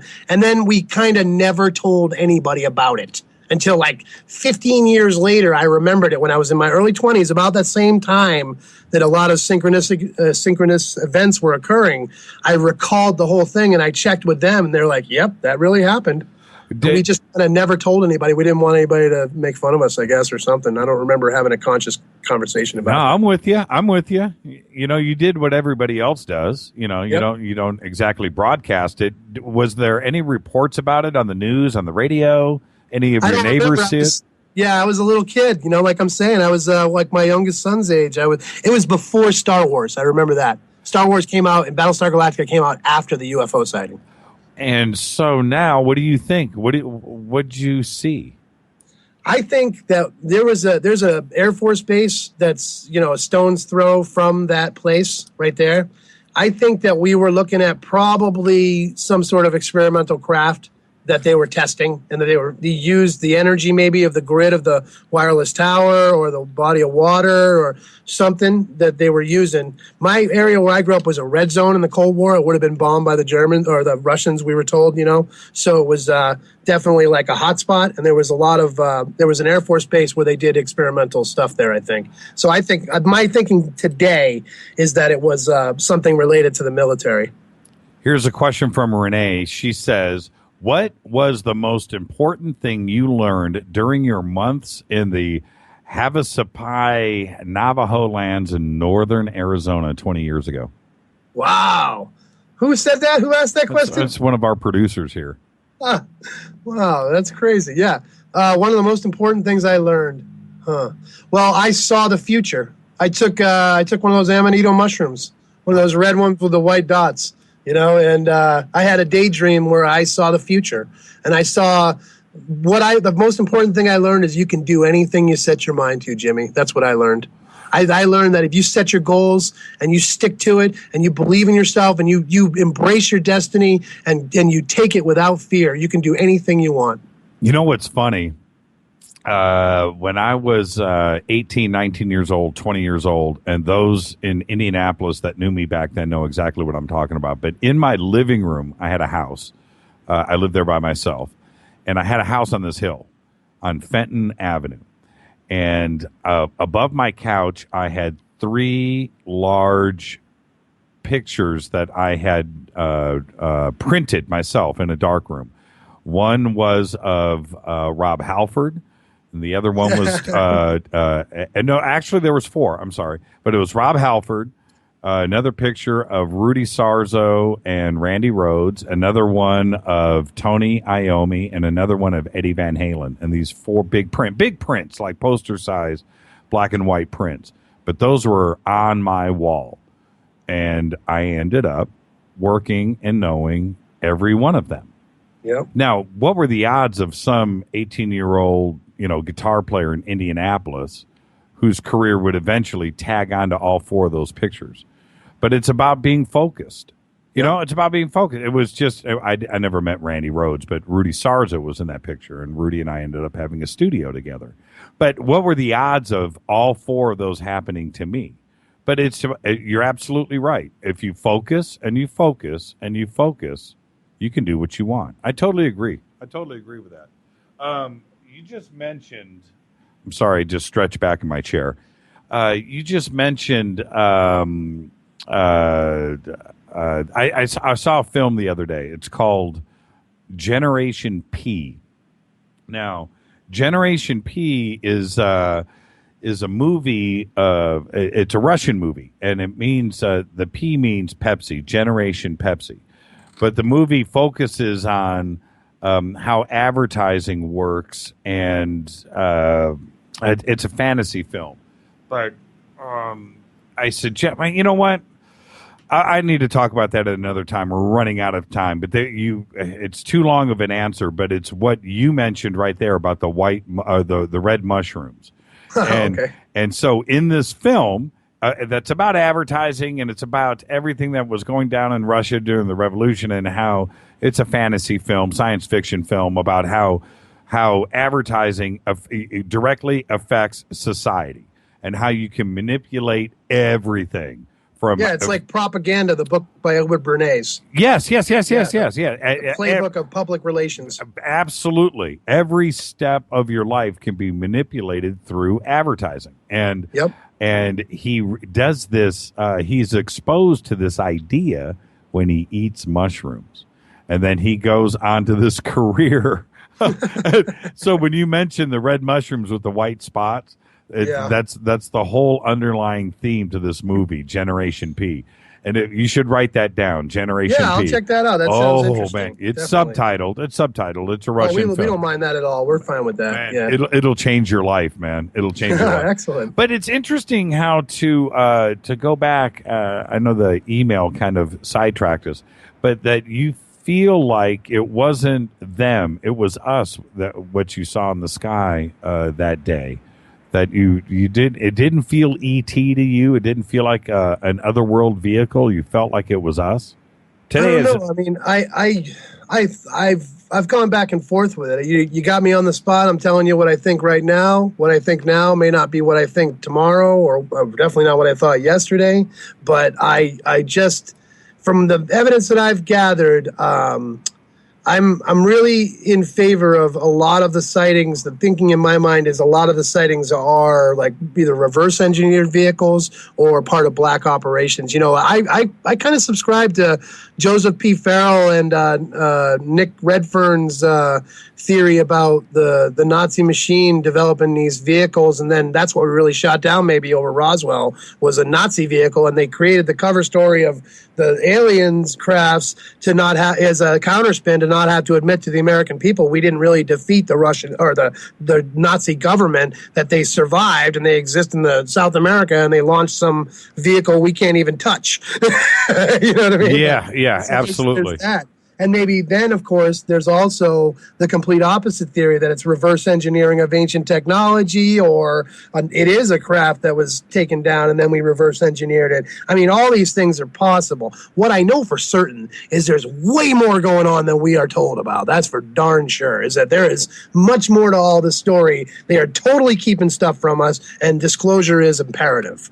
Well, yeah, I wanted to ask you, I wanted to talk about this earlier. We just got away from it. But and you brought up false flags, and there's so many. It seems like every incident going back to year zero. America, right? Yeah. Go back to year zero. Every incident that happened was just perpetrated. And every generation gets a new inoculation of a fear factor, right. A new false flag fear event. Right, and boom, this thing going down with North Korea right now. Totally. We don't know. But it's just everything. Operation. ISIS? What about ISIS? That whole ISIS debacle, right? First, they tell us they want to invade Syria, right? And nobody wants it. The American people outcry, no way. And then the next thing you know, we get all these stories of ISIS, and now it's like we're going after ISIS. Yeah, beheading videos. Yeah, now we're going into Syria after ISIS, so they get in there anyway, right? Yeah. And it just makes me wonder, Operation Northwoods and everything that we were doing with Cuba back then, and you start to, you look at all of these different events, and I'm watching North Korea happen right in front of us, and I'm looking at the media, and I just come off this stupid movie, Generation P, right, which is all manipulation of television, and I'm watching this thing go down with North Korea, and as much as I probably believe that North Korea did this against Sony, but I'm just wondering, could it just be a story, and is that the way you look at the news now? When you look at mass media, do you just flip it over and see if you can find the truth underneath? Oh, yeah. It's got to be decoded. Everything has to be put through the filter, right? We got to decode it all. And the crazy thing is, Jimmy, I was just saying to my wife the day before this whole thing exploded, I'm like marveling at the fact that movie, The Interview, was even being marketed. I was marveling. I'm like, they're blatantly mocking us with this whole MK Ultra stuff, because they're talking about just like what Chuck Barris was telling us back with that Confession to the Dangerous Mind, right? Yes. These television guys over to assassinate a foreign leader. The CIA is doing it, and everybody's going along with it. It's like we're all supposed to just think this is okay. Oh man, we got to get you back on the show. And I would definitely love to come back on. I've got the next book comes out, or further on down the road. Yeah, we'll get you on before then. Don't even worry about it. But give my best to Mater, and you guys have a great, safe Christmas. Tomorrow's Christmas, or 2 days away from Christmas Eve. So enjoy the holidays. Thank you so much, Frater. I had a great time tonight. Well, Jimmy Church, thank you so much for having me. My wife, Frater X, has been here all along right next to us, and I just wanted to repeat to everybody, the word on the street is that the greatest post-Christmas gift to use your Amazon gift cards and all those gift cards is to buy the secret war inside Freemasonry over at middlechambermedia.com. And if I could just plug one more thing. Plug away. All right. Well, I've got another anthology that's coming out from becomealivinggod.com. It's an anthology that I'm part of.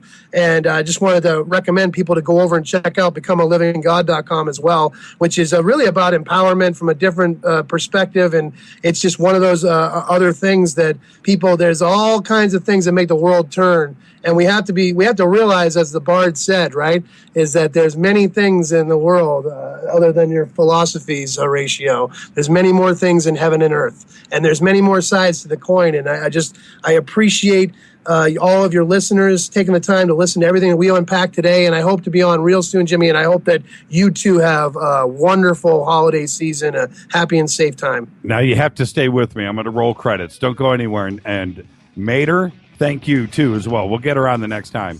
Thank you to Frater X and Mater X. Stay tuned. Coming up next is The Unexplained. Special thanks to Keith Rowland and Art Bell. Faded Black's executive producer is Rita Kamarian. Shows produced by Hilton J. Palm and Mark D. Kovar. Thanks to LJ3, Renee, and Jonas. Announcers are Steve Harder, Gene Viteau, and Mark D. Kovar. Faded by Dale. Webmaster is Method. Music by Doug Aldridge. Intro by SpaceboyMusic.com. Fade to Black is produced by KJCR for the Dark Matter Radio Network. I'm your host, Jimmy Church. Frater X, say goodnight to everybody. Happy holidays. Good night, everybody. Be safe. We'll see you tomorrow night. David Wilcock and Micah Hanks. Be safe. See ya. Thanks, Frater. Happy holidays, everybody.